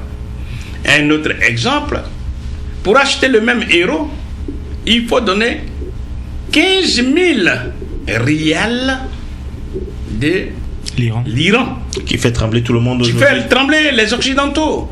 Qui est une puissance nucléaire. Et enfin, le dernier exemple, pour acheter le même euro, on donne 27 000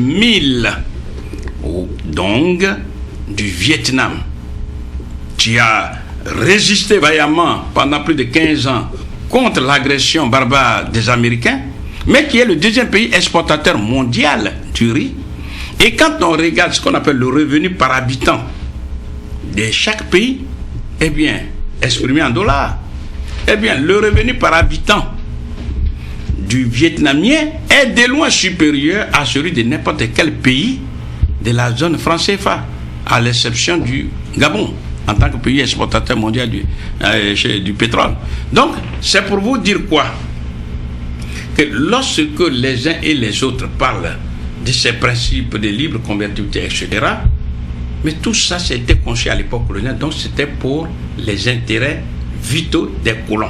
Là, je veux repousser toujours la question de M. Tcha. M. Tcha, justement, comprenant tout ça, comprenant tous ces mécanismes, qu'est-ce qu'il faut faire? Pourquoi d'abord, avant d'aller vers qu'est-ce qu'il faut faire, comment des pays comme la Guinée équatoriale, qui n'a pas été sous la colonisation française, la Guinée-Bissau, qui n'a pas été connaissant tout ça, s'est engagé vers là, qu'est-ce qui s'est passé? Mais c'est la Guinée équatoriale qui est... Oui, je dis que, il y a l'ignorance. Ok. C'est ça la réponse. Les gens, ils ignorent beaucoup de choses dessus. Deuxièmement, ils pensent qu'en étant dans le concert de ces monnaies-là, et enfin de ces 15 pays, des 14 pays avant du Sahel. Encore qu'à la base, c'est pas forcément monnaie d'avoir une monnaie commune. C'est peut-être le mécanisme qu'il y a derrière qui est pervers. Donc, il y a eu une ignorance totale. C'est comme ça, moi, je peux expliquer. Deuxièmement, maintenant, je pense qu'en faisant ça, ils vont se développer très vite. Alors que c'est faux, tout ça, c'est faux. Bien. Maintenant, la question qui est posée, c'est de dire, une fois on connaît ça, on fait quoi? Oui, aujourd'hui en 2013. Voilà, aujourd'hui, on fait quoi concrètement? Même si le temps ne nous a pas permis d'aborder les conséquences du principe de la libre, du principe de la fixité des parités, oui. Mais c'est pas grave. On va dire, qu'est-ce qu'il faut faire? Autrement dit, quelles sont les solutions? Eh bien, les solutions, elles sont visibles. Elles ont été appliquées par d'autres pays, qui sont celles du Maghreb. On a l'Angola aussi qui vient de prendre une décision. Il faut purement simplement liquider le franc CFA et en lieu et place fabriquer la monnaie des 15 pays africains utilisateurs du franc CFA. La question c'est de dire comment? Comment donc liquider le franc CFA? D'abord c'est écrit dans les statuts que n'importe qui se sent mal à l'aise dans la zone franc CFA peut sortir du franc CFA. Ça c'est déjà un. Mais il ne faut pas le faire individuellement, sinon la France va vous avoir. Il faut décider ensemble et puis laisser. Maintenant, une fois on a quitté, comment on crée la monnaie? Autrement, comment on acquiert la souveraineté monétaire? Parce que c'est ça. Eh bien, il y a deux grandes phases. Première phase, chaque pays membre de la zone franc CFA, je dis bien chaque pays membre, chaque gouvernement, va émettre ce qu'on appelle va faire un projet de loi dans lequel il dit, voilà, moi, je quitte la zone franc CFA. Deuxième phase, ce projet de loi est déposé au bureau de l'Assemblée nationale, c'est-à-dire devant les députés qui représentent le peuple. Et ce projet de loi est simplement adopté, c'est-à-dire approuvé. On pouvait aussi choisir la voie référendaire, demander au peuple, est-ce que vous voulez qu'on abandonne le franc CFA? On pouvait le faire, mais compte tenu du niveau 1, des sous-informations, 2, le niveau d'alphabétisation, il vaut mieux dans la voie rapide passer par la voie référendaire. Une fois la voie parlementaire. Non, la voie parlementaire. Une fois on a fait ça, et qu'on sait que désormais on abandonne le franc CFA, et qu'il faut maintenant passer, ça c'est ce que j'appelle la phase politique. Il faut maintenant passer à la phase concrète qui consiste à dire il faut produire des billets de banque qui nous appartiennent. Ça veut dire quoi? Il faut implanter dans l'un des pays les machines qui vont fabriquer les billets. Ces machines-là, on peut les importer de la Chine, de l'Australie, des États-Unis, un peu partout. Ce n'est pas au niveau technique qu'il y a problème, c'est au niveau politique. Une fois on a fait ça, c'est terminé. On a liquidé le franc CFA. Excusez-moi, professeur, je suis obligé de vous poser cette question-là, ça arrivait très vite. Qu'est-ce que, avant de faire ça ou parallèlement à ça, qu'est-ce qu'on fait de l'or? Je crois que l'Afrique, des pays africains ont de l'or aussi. Oui, voilà. Qu'est-ce que, pardon de vous avoir coupé, mais la question est vite arrivée. Qu'est-ce qu'on va faire de ça et qu'est-ce qu'on ferait aussi de tous les crédits qu'il y a dans le compte d'opération? Parce qu'il y a des comptes à liquider là avec tous les. Oui, ça veut dire ceci. Vous posez le problème de l'or. C'est-à-dire quand nous avons décidé de battre notre monnaie, on va dire qui va garantir la monnaie? Parce que c'est ça en fait. Quand on dit la France va garantir le franc CFA, c'est du pipeau, c'est du vent. La France ne garantit rien. La France dit elle garantit la libre convertibilité. C'est-à-dire la France dit quels que soient les milliards que vous pouvez m'apporter, les milliards de francs CFA, je vous donne la certitude, je vous garantis que je peux les convertir en euros. Ce qui est faux. Donc si nous battons notre propre monnaie, eh bien la garantie, eh bien, c'est ce qu'on appelle la valeur synthétique des matières premières stratégiques que nous pouvons choisir, que ce soit l'or, le diamant, le cacao, etc. On peut asseoir la garantie de notre monnaie sur ça. Pour dire... Concrètement, qu'est-ce que ça veut dire, professeur? Oui, je vais donner ce qu'on appelle une garantie. Par exemple, j'ai dit, mon cher ami, prêtez-moi 100 000 francs CFA. que je vais rembourser dans 2 mois. Et vous dites, j'ai les 100 000 francs. Je suis prêt même à vous les donner. Mais qu'est-ce qui garantit, qu'est-ce qui prouve que tu vas me rembourser à cette date? Vous comprenez la question? Oui. J'arrive dessus. Non, simplement, c'est pour nos auditeurs, professeur. C'est-à-dire que vous êtes en train d'expliquer que, puisqu'une monnaie, en réalité, ce n'est que du papier d'une certaine façon, pour être confiant, pour avoir de la confiance dans cette monnaie-là, vous suggérez que les Africains disent que les garanties qu'on pourra offrir pour montrer que notre monnaie est solide, ce serait sur certaines matières premières. Oui, et c'est pourquoi je suis en train de prendre cet exemple-là. Que quand l'ami à qui j'emprunte de l'argent, il me demande quelle est la garantie que moi je peux lui rembourser. J'ai dit, bon voilà telle matière première ou bien voilà telle chose qui vaut non pas 100 000, mais qui vaut même 500 000. Voilà, je te donne ça. C'est-à-dire, si je ne te rembourse pas, tu vends ça. Ouais. On est d'accord? Pardon? Comme dans la vraie vie, en fait. Voilà. Donc là, je lui donne une garantie. J'ai cette garantie pour dire que voilà, je te demande 100 000. Je te donne cet objet-là en contrepartie comme garantie que je vais te rembourser.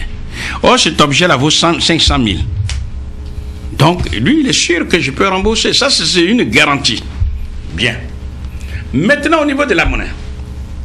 Professeur, est-ce que je pourrais pousser un peu plus loin, en fait, après la garantie? Je n'oublie toujours pas que nous avons des milliers de milliards qui sont dans ces comptes d'opération. Je n'oublie pas toujours que nous avons des tonnes d'or qui sont dans le trésor français. Dès qu'on est sorti de là, est-ce qu'on pourra un jour les récupérer? Parce que dit le contrat? Est-ce que le contrat... Bon, là, il revient sur le problème de la récupération des capitaux africains qui sont stockés au trésor public français. C'est cette question que vous posez. C'est ça, en fait. Je reviendrai dessus, il faudra me rappeler, mais je vais répondre à la question de garantie.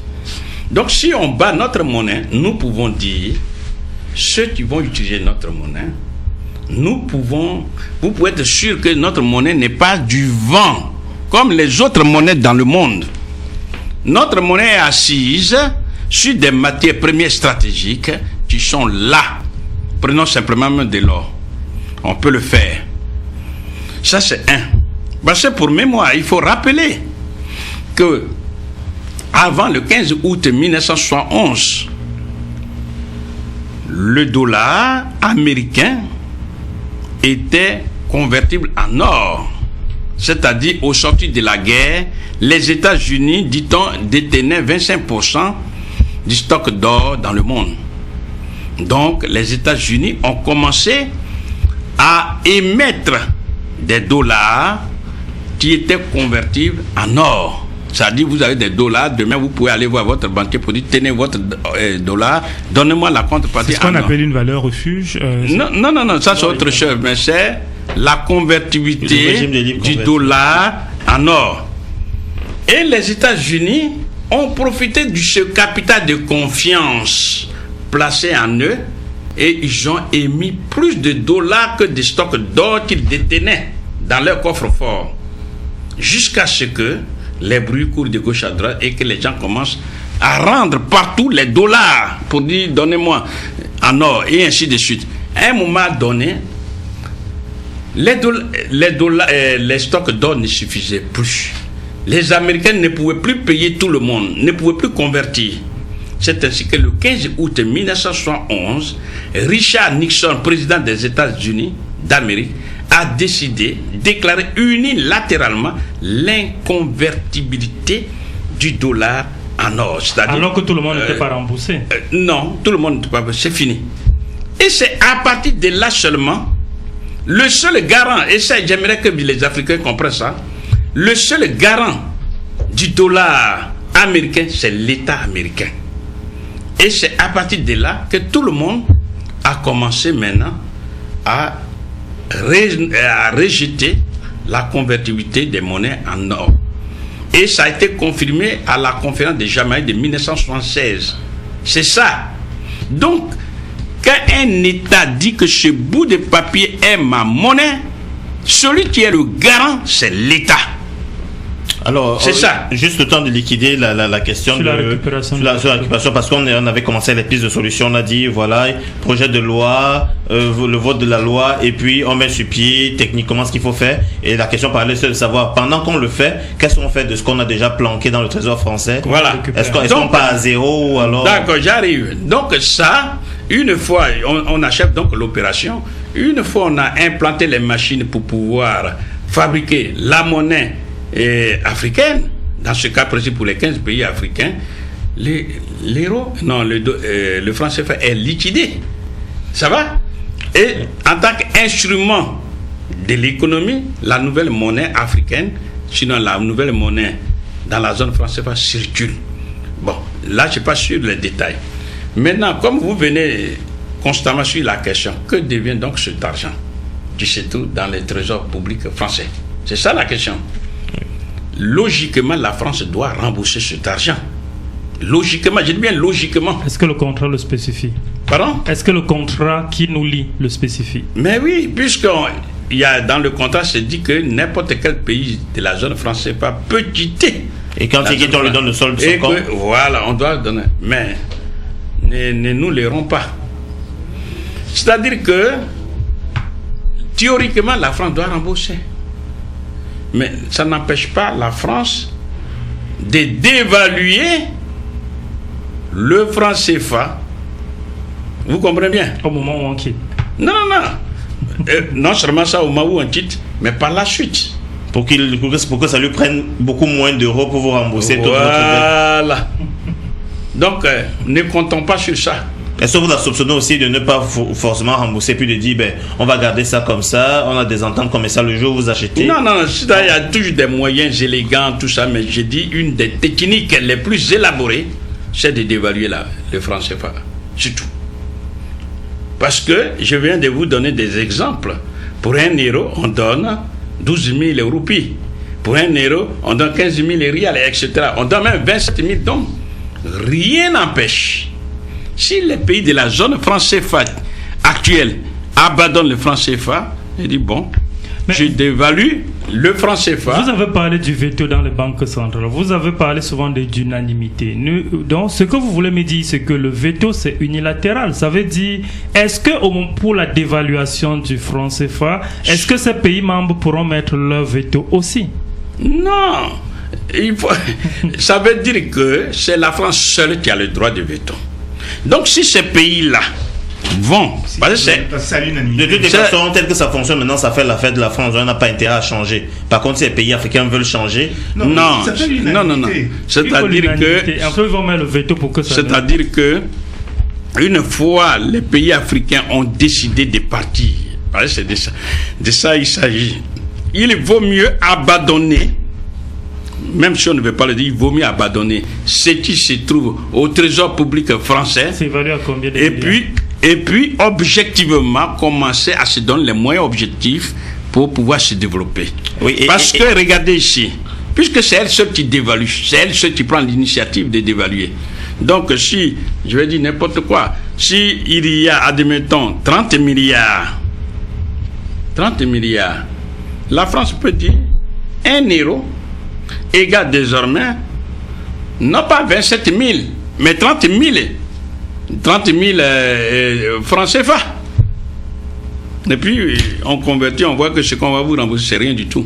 Mais on vous aura quand même remboursé. Puisque c'est elle qui prend la décision de dévaluer. Donc, à mon niveau, c'est pas là le problème. Voilà, c'est un remboursement sans douleur. Donc, c'est pas là le problème. Le problème, c'est de dire, voilà des Africains qui meurent et qui vont mourir. L'Afrique, aujourd'hui, c'est 1 milliard 100 milliards. Non, 1 milliard 100 millions de personnes. Dans 37 ans, pour ne pas dire en l'an 2050, c'est 2 milliards. Si aucune disposition n'est prise, mais on va assister à des hécatombes. Des gens qui vont mourir partout. Donc, il vaut mieux tout de suite arrêter le franc CFA. Donc, si on fait ça, alors seulement on aura maîtrise de notre propre monnaie qui va dormir dans une maison qu'on appelle la Banque centrale, qui cette fois-ci va appartenir aux Africains et non pas à la France. Parce que les banques centrales dites africaines ne sont africaines que de nom. Vu qu'on est dans le registre de solutions, que justement, quand vous parlez, je ne peux me retenir d'amener le fameux projet de la Banque centrale africaine, dont le colonel Kadhafi... Peut-être pour conclure, parce que on va peut-être arriver à ça. D'abord, souveraineté, et ensuite on verra l'équation. Est-ce qu'il faut des monnaies nationales ou une monnaie africaine? Mais juste pour aller dans le sens de la suite de vos solutions, vous évoquiez, je vous écoutais hier, deux solutions. La souveraineté monétaire, c'est un préalable, mais à côté de ça, vous avez ajouté des questions d'industrialisation. Voilà. Et puis je voudrais, sur la base de l'exemple des pays que vous avez cités, le Maghreb et autres, montrer en quoi l'effet conjoint de la souveraineté plus l'industrialisation a pu conduire à une forme de développement. Très bien. Parce qu'on pourrait aussi me poser la question suivante. Il y a des pays qui ne sont pas dans la zone franc CFA. Il n'y a que seulement 15 pays. Comment ça se fait que les autres pays qui ont leur propre monnaie ne se développent pas? Voilà. C'est parce que ces autres pays, qu'on appelle par exemple le Zaïre ou tant d'autres, n'appliquent pas la deuxième solution qui est le problème de l'industrialisation, c'est-à-dire de la transformation de toutes les matières premières agricoles, minières, minérales et énergétiques en des produits finis. Il faut absolument les transformer en Afrique. Et pour y parvenir, c'est tout simplement le droit.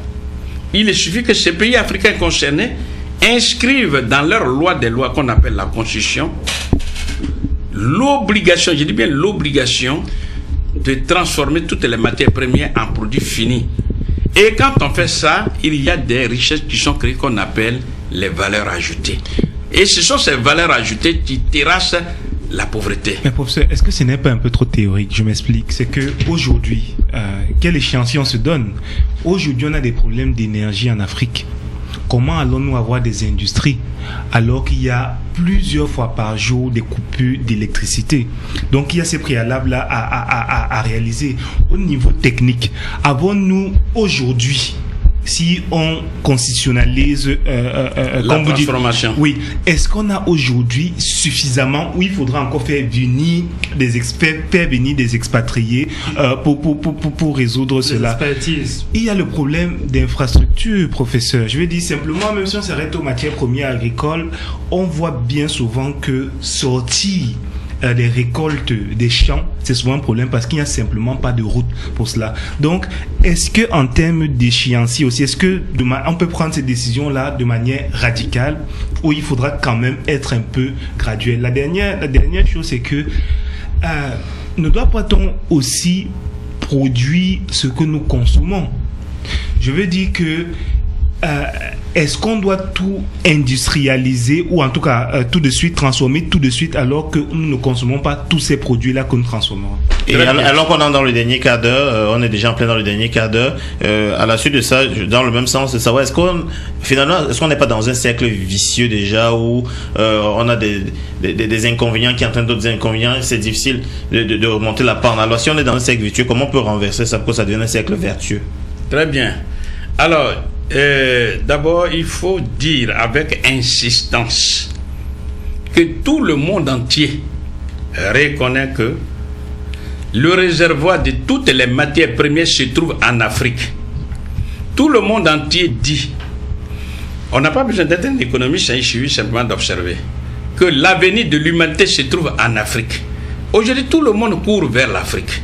De quelle Afrique vous parlez? Donc, si on parle de l'Afrique d'aujourd'hui, nous avons justement les atouts majeurs pour dire... Professeur, un exemple. Actuellement, ça s'appelle Rio Tinto Alcan. Ils sont au Cameroun. Ils veulent faire la plus grande aluminerie au Cameroun, en Afrique subsaharienne.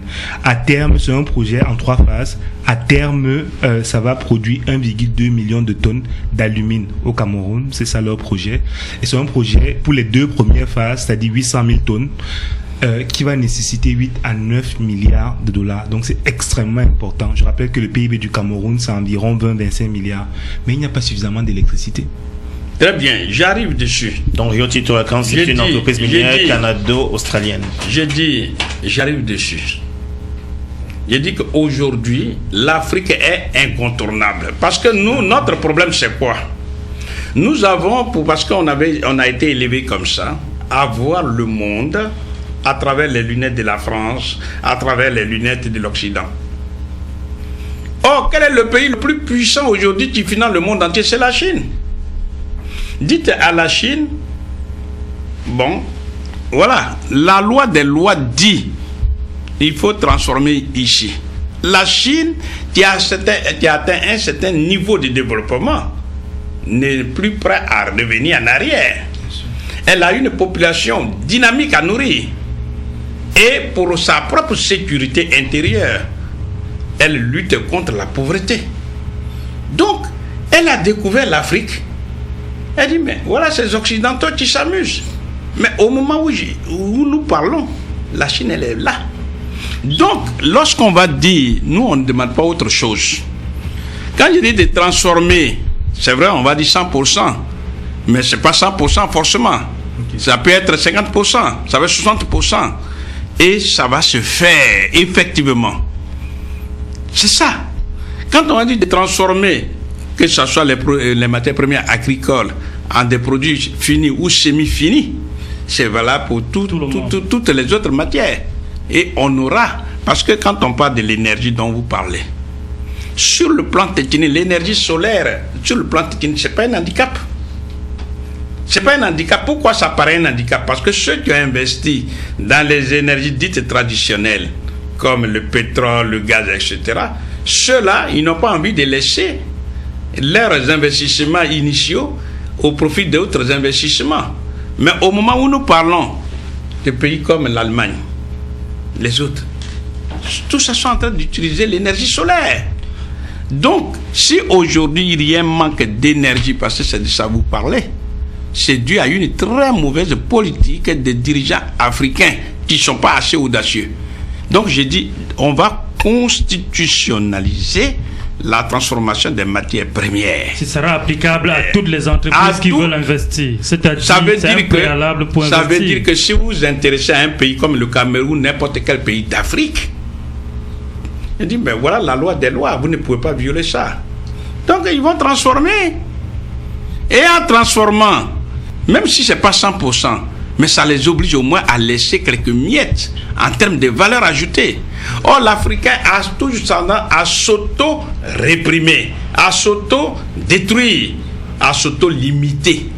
Et les autres viennent, ils ramassent. Il suffit d'aller faire un constat au niveau de l'Afrique.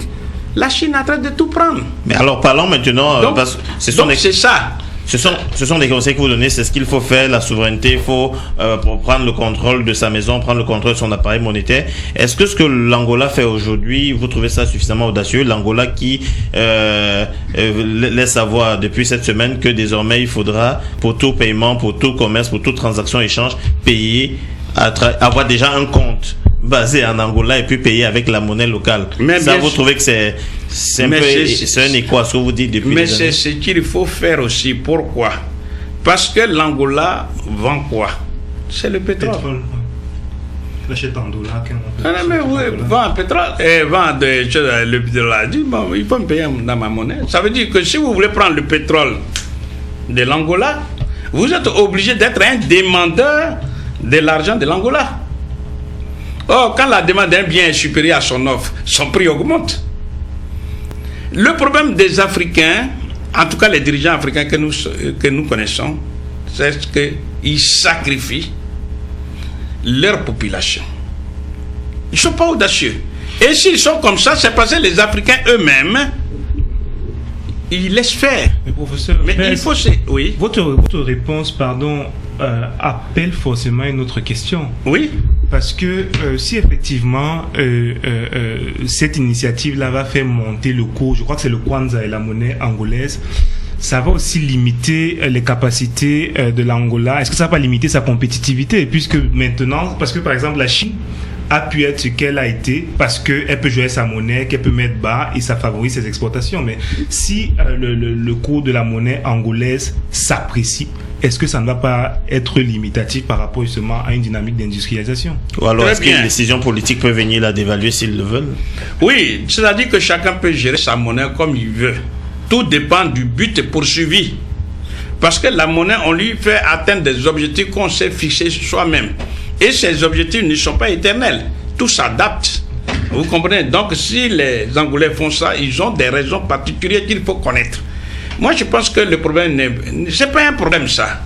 Mais ce qu'il faut déjà, ce qui est louable, c'est que l'Angola prend la décision. Or, souvent, les pays de l'Afrique ne prennent même pas cette décision. C'est ça le problème. Ça fait plus de 50 ans on est dans l'histoire, on a eu beaucoup de cas de décisions qui ont été prises. On a par exemple le cas de, si je me trompe, Sékou Touré qui a pris. On a vraiment le cas de décision. Très bien. Est-ce que ce n'est pas ces décisions qui ont été prises historiquement, où on a eu des répressions d'une manière ou d'une autre, qui freinent un peu les pays? Et si c'est le cas, comment est-ce qu'on devrait déjà, de nos jours, affronter les nouvelles décisions? Très bien. C'est-à-dire que les gens comme les Sékou Touré, malheureusement, il n'y en a plus. Il n'y en a plus. Maintenant, il y a des gens comme qui? Malheureusement, des gens comme Sékou Touré, il n'y en a plus. Parce que n'oublions pas que nous étions en 1958. Avant les indépendances. Quand Sékou Touré a dit de façon singulière non au général de Gaulle. Et ça, il faut revoir l'image. Je vois l'image. C'est là, j'ai vu que Sékou Touré était un homme. Et comme partout il y a des traîtres, parce que souvent on connaît les traîtres, même chez les Juifs il y a des traîtres, au niveau de l'Afrique, à Machin, Pétain, tout ça, il y a des traîtres. Eh bien, ils ont commencé à monter des Guinéens traîtres pour aller contre Sékou Touré, faire des coups d'État. Sékou Touré dit, mes frères guinéens, faites ton coup d'État, mais ne me ratez pas. Parce que si tu me rates, comme je sais que tu es un traître du peuple guinéen, moi je ne te raterai pas. Et c'est ce système qui a été mis en place. Sékou Touré était beaucoup plus sur sa défensive que de développer le pays. Mais comment est-ce qu'ils ont fait pour casser ce projet monétaire de Sékou Touré concrètement? Non, mais on ne va pas rentrer dans comment. C'est-à-dire l'envahisseur, l'ennemi, il réagit en fonction de celui qui est en face. Donc les stratégies, il y en a plein. Mais ce qu'il faut retenir, ce n'est pas parce que l'ennemi sempiternel ne baisse pas les bras qu'il faut dire que je ne fais plus rien. Parce que si vous ne faites plus rien, malheureusement, c'est comme le monde s'arrête pour vous. Or, nous disons, il faut liquider le franc CFA. Et c'est ensemble.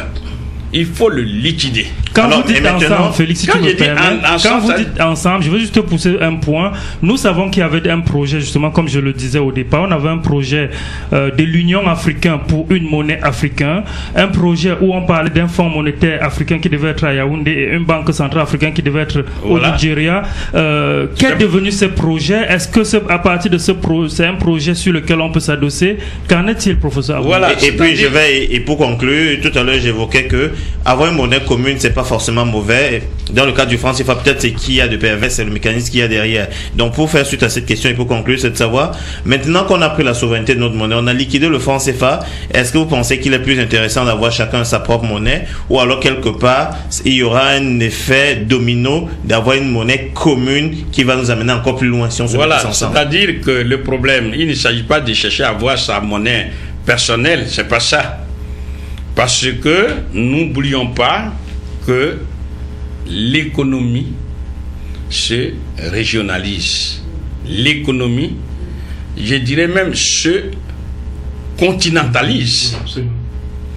Donc, grâce à la monnaie, les Africains peuvent se réunir. Mais le problème du franc CFA dont nous parlons, c'est une monnaie non seulement nous appauvrit, mais nous divise. C'est pourquoi il faut liquider le franc CFA. Et sur les cendres du franc CFA, mettre une monnaie typiquement africaine, donc qui rassemble les Africains. Et un ensemble, sinon des sous-ensembles des Africains réunis, mis côte à côte, à la fin, on finit par unir. Je reviendrai toujours. Et le projet, qui est déjà en cours. Le projet qui est en cours, c'est parce que ces projets-là sont des porteurs d'avenir pour l'Afrique que Kadhafi a été tué. C'est ça le problème. Beaucoup d'Africains ne le savent pas. Le FMI, non, le FMA, ça, le Fonds monétaire africain à Yaoundé, la Banque centrale africaine à Abuja, et la monnaie africaine qui devait être même garantie par l'or que le Libyen devrait donner. et Gbagbo qui aussi soutenait ça, il fallait les mettre hors d'état de nuire. La question, c'est de dire comment... Votre question, est-ce que l'Afrique s'arrête à partir de ces deux personnes qui sont plus au pouvoir? La réponse est non. Dans un combat de libération nationale, eh bien, quand le leader est exécuté, il faut enjamber son cadavre et puis continuer la lutte jusqu'à ce que la victoire soit atteinte. Donc une question. Quand on regarde, par exemple, j'ai fini, quand on regarde, par exemple, l'histoire des Noirs aux États-Unis d'Amérique, beaucoup sont morts. Aujourd'hui, on a un Noir qui est président des États-Unis. Non pas une fois, mais 2 fois. Ça veut dire la nature. Je ne vais pas prononcer le mot Dieu pour ne pas hérisser les gens qui ne croient pas en Dieu, mais la nature a montré que vous, les Noirs, vous avez tort de vous auto-réprimer. Voilà, la nature nous montre que voilà l'État le plus puissant au monde, je vous le donne. Et comment? Une semaine, je crois, quelques jours avant même que Obama ne remporte la première élection, l'élément blanc qui l'unissait à lui, c'était sa grand-mère. Elle est morte. Et après, il a eu la victoire. Qui est entré à la maison dite blanche? Michelle Obama, qui est une femme noire. Ses enfants noirs, et lui-même noir, même s'il est métis. Mais voilà la réalité objective. Ça, c'est un. Tout récemment, la même nature a montré encore à ces mêmes Africains que Obama ne vous apportera pas de l'argent. Mais je montre à vous qu'un des vôtres peut diriger l'État le plus puissant. Et ceci pour la 2e fois. Il a été réélu. Il faut y croire, en fait. Donc, à partir de là, mais l'Afrique doit dire, mais les Africains doivent dire, mais notre enfant que nous avons mis au monde est parti en exil. Il dirige l'État le plus puissant au monde. C'est notre rejeton qui est là. Alors, en plus forte raison, nous qui sommes sur le continent, nous qui sommes la matrice de l'humanité, parce que c'est ça l'Afrique. L'Afrique, la matrice de l'humanité, c'est-à-dire l'homme est descendu pour la première fois sur la terre, disent les scientifiques, en Afrique noire. Donc, pour cette Donc, question... ça veut dire que les Africains doivent prendre conscience de leur... C'est-à-dire ils doivent prendre conscience de leur propre valeur et non pas toujours baisser la culotte. C'est ça le problème. Et deuxièmement, la monnaie a été créée pour la première fois sur la terre par les Africains. Donc, pour cette beaucoup question... d'Africains ne le savent pas. Pour ce combat de la souveraineté monétaire, stop ou encore? C'est-à-dire? On arrête ou on continue? Ça dit que les Africains arrêtent de mener le combat ou bien? Oui, c'est pour ça que je demande, on est dans un combat perpétuel et vous dites qu'il faut enjamber sur le cadavre du leader. Tant que donc, vous dites encore. Mais ça veut dire que c'est le véritable combat amené par les Africains jusqu'à ce qu'il n'y ait plus le franc CFA. Ça, c'est déjà un. Deuxièmement, ceux qui ont leur monnaie, eh bien, ils doivent mener le combat de l'industrialisation. Ça, c'est valable pour tous les pays d'Afrique. Et pour que les gens puissent bien comprendre, pour que l'apartheid puisse prendre fin officiellement, il a fallu que les Blancs de l'Afrique du Sud privatisent la Banque centrale. Et la Banque centrale étant dans les mains de cette minorité blanche, eh bien on donne le pouvoir politique aux Africains, mais les Africains de l'Afrique du Sud n'ont pas d'argent. Donc c'est encore cette minorité blanche qui dirige en fait l'écrasante majorité des peuples noirs. C'est pour vous dire, c'est celui qui gouverne, celui qui a la monnaie et qui a donc le contrôle de la Banque centrale qui gouverne tout le pays. C'est pourquoi il est indispensable, il est incontournable de liquider le franc CFA et en lieu et place mettre la monnaie typiquement africaine par et pour les Africains. Merci professeur. Donc on est arrivé au terme, je le disais, de cette édition spéciale économie de Sandeto, donc où il était question de discuter de la souveraineté monétaire, montrer en quoi et surtout quelle est la nécessité de la maîtrise de l'appareil monétaire, du dispositif monétaire, de la maîtrise de sa banque centrale, en quoi c'est intéressant d'avoir déjà ce dispositif à la base, en quoi c'est un préalable au développement. Donc on était avec le professeur Nicolas Agboou et avec moi m'accompagner dans ce studio Serge Tchara qui est chroniqueur économique et qui officie pour le magazine Afrique Expansion. D'une part ça c'est en Amérique du Nord, également pour le quotidien camerounais L'Actu. Donc merci Serge Tchara d'être venu. Merci à l'invitation, merci beaucoup professeur, j'ai été extrêmement édifié.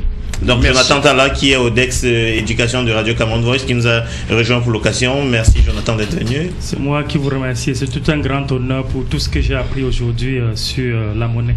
Alors donc, professeur, merci de nous avoir accordé ce temps parce que je sais que vous avez eu à peine 48 heures au Canada, 36 heures. Donc vous repartez tout à l'heure. Donc voilà. Vous repartez pour l'aéroport Pierre-Elliott Trudeau de Montréal. Donc merci d'avoir accepté de passer dans ce studio, discuter avec nous de ces questions essentielles pour le devenir, pour l'avenir des peuples africains. Et un mot, bref, en passant pour la jeunesse africaine. En tout cas, merci pour cette émission que vous venez d'organiser. Et j'invite surtout la jeunesse africaine à prendre conscience du fait que la vie est une initiation. Et comme toute initiation, il y a 4 phases. La première phase, c'est la séparation. Deuxième phase, c'est l'admission. Troisième phase, c'est la révélation. Et la 4e phase, c'est le retour. La jeunesse africaine s'est séparée de l'Afrique, elle est admise ici. Deuxième phase, elle va avoir donc séparation, elle est admise ici. Elle va avoir la révélation, c'est-à-dire les connaissances. Et la 4e phase, c'est la phase de retour pour aller partager les connaissances, les expériences acquises ici avec l'Afrique qui attend d'elle beaucoup de choses. Ainsi soit-il. Félix, peut-être juste rappeler le livre du professeur au cas où certains auditeurs voudraient, si le professeur peut rappeler le titre. Oui, c'est donc c'est le franc CFA et l'euro contre l'Afrique. Ils y trouveront non seulement tout ce que nous venons de dire, mais ils vont y trouver le passé glorieux de l'Afrique. Comment l'Afrique a dominé le monde, comment l'Afrique a fécondé l'Europe, laquelle Europe par la suite a fécondé l'Amérique. Merci, bon dimanche à tous. On se donne rendez-vous la semaine prochaine. À très bientôt. Merci.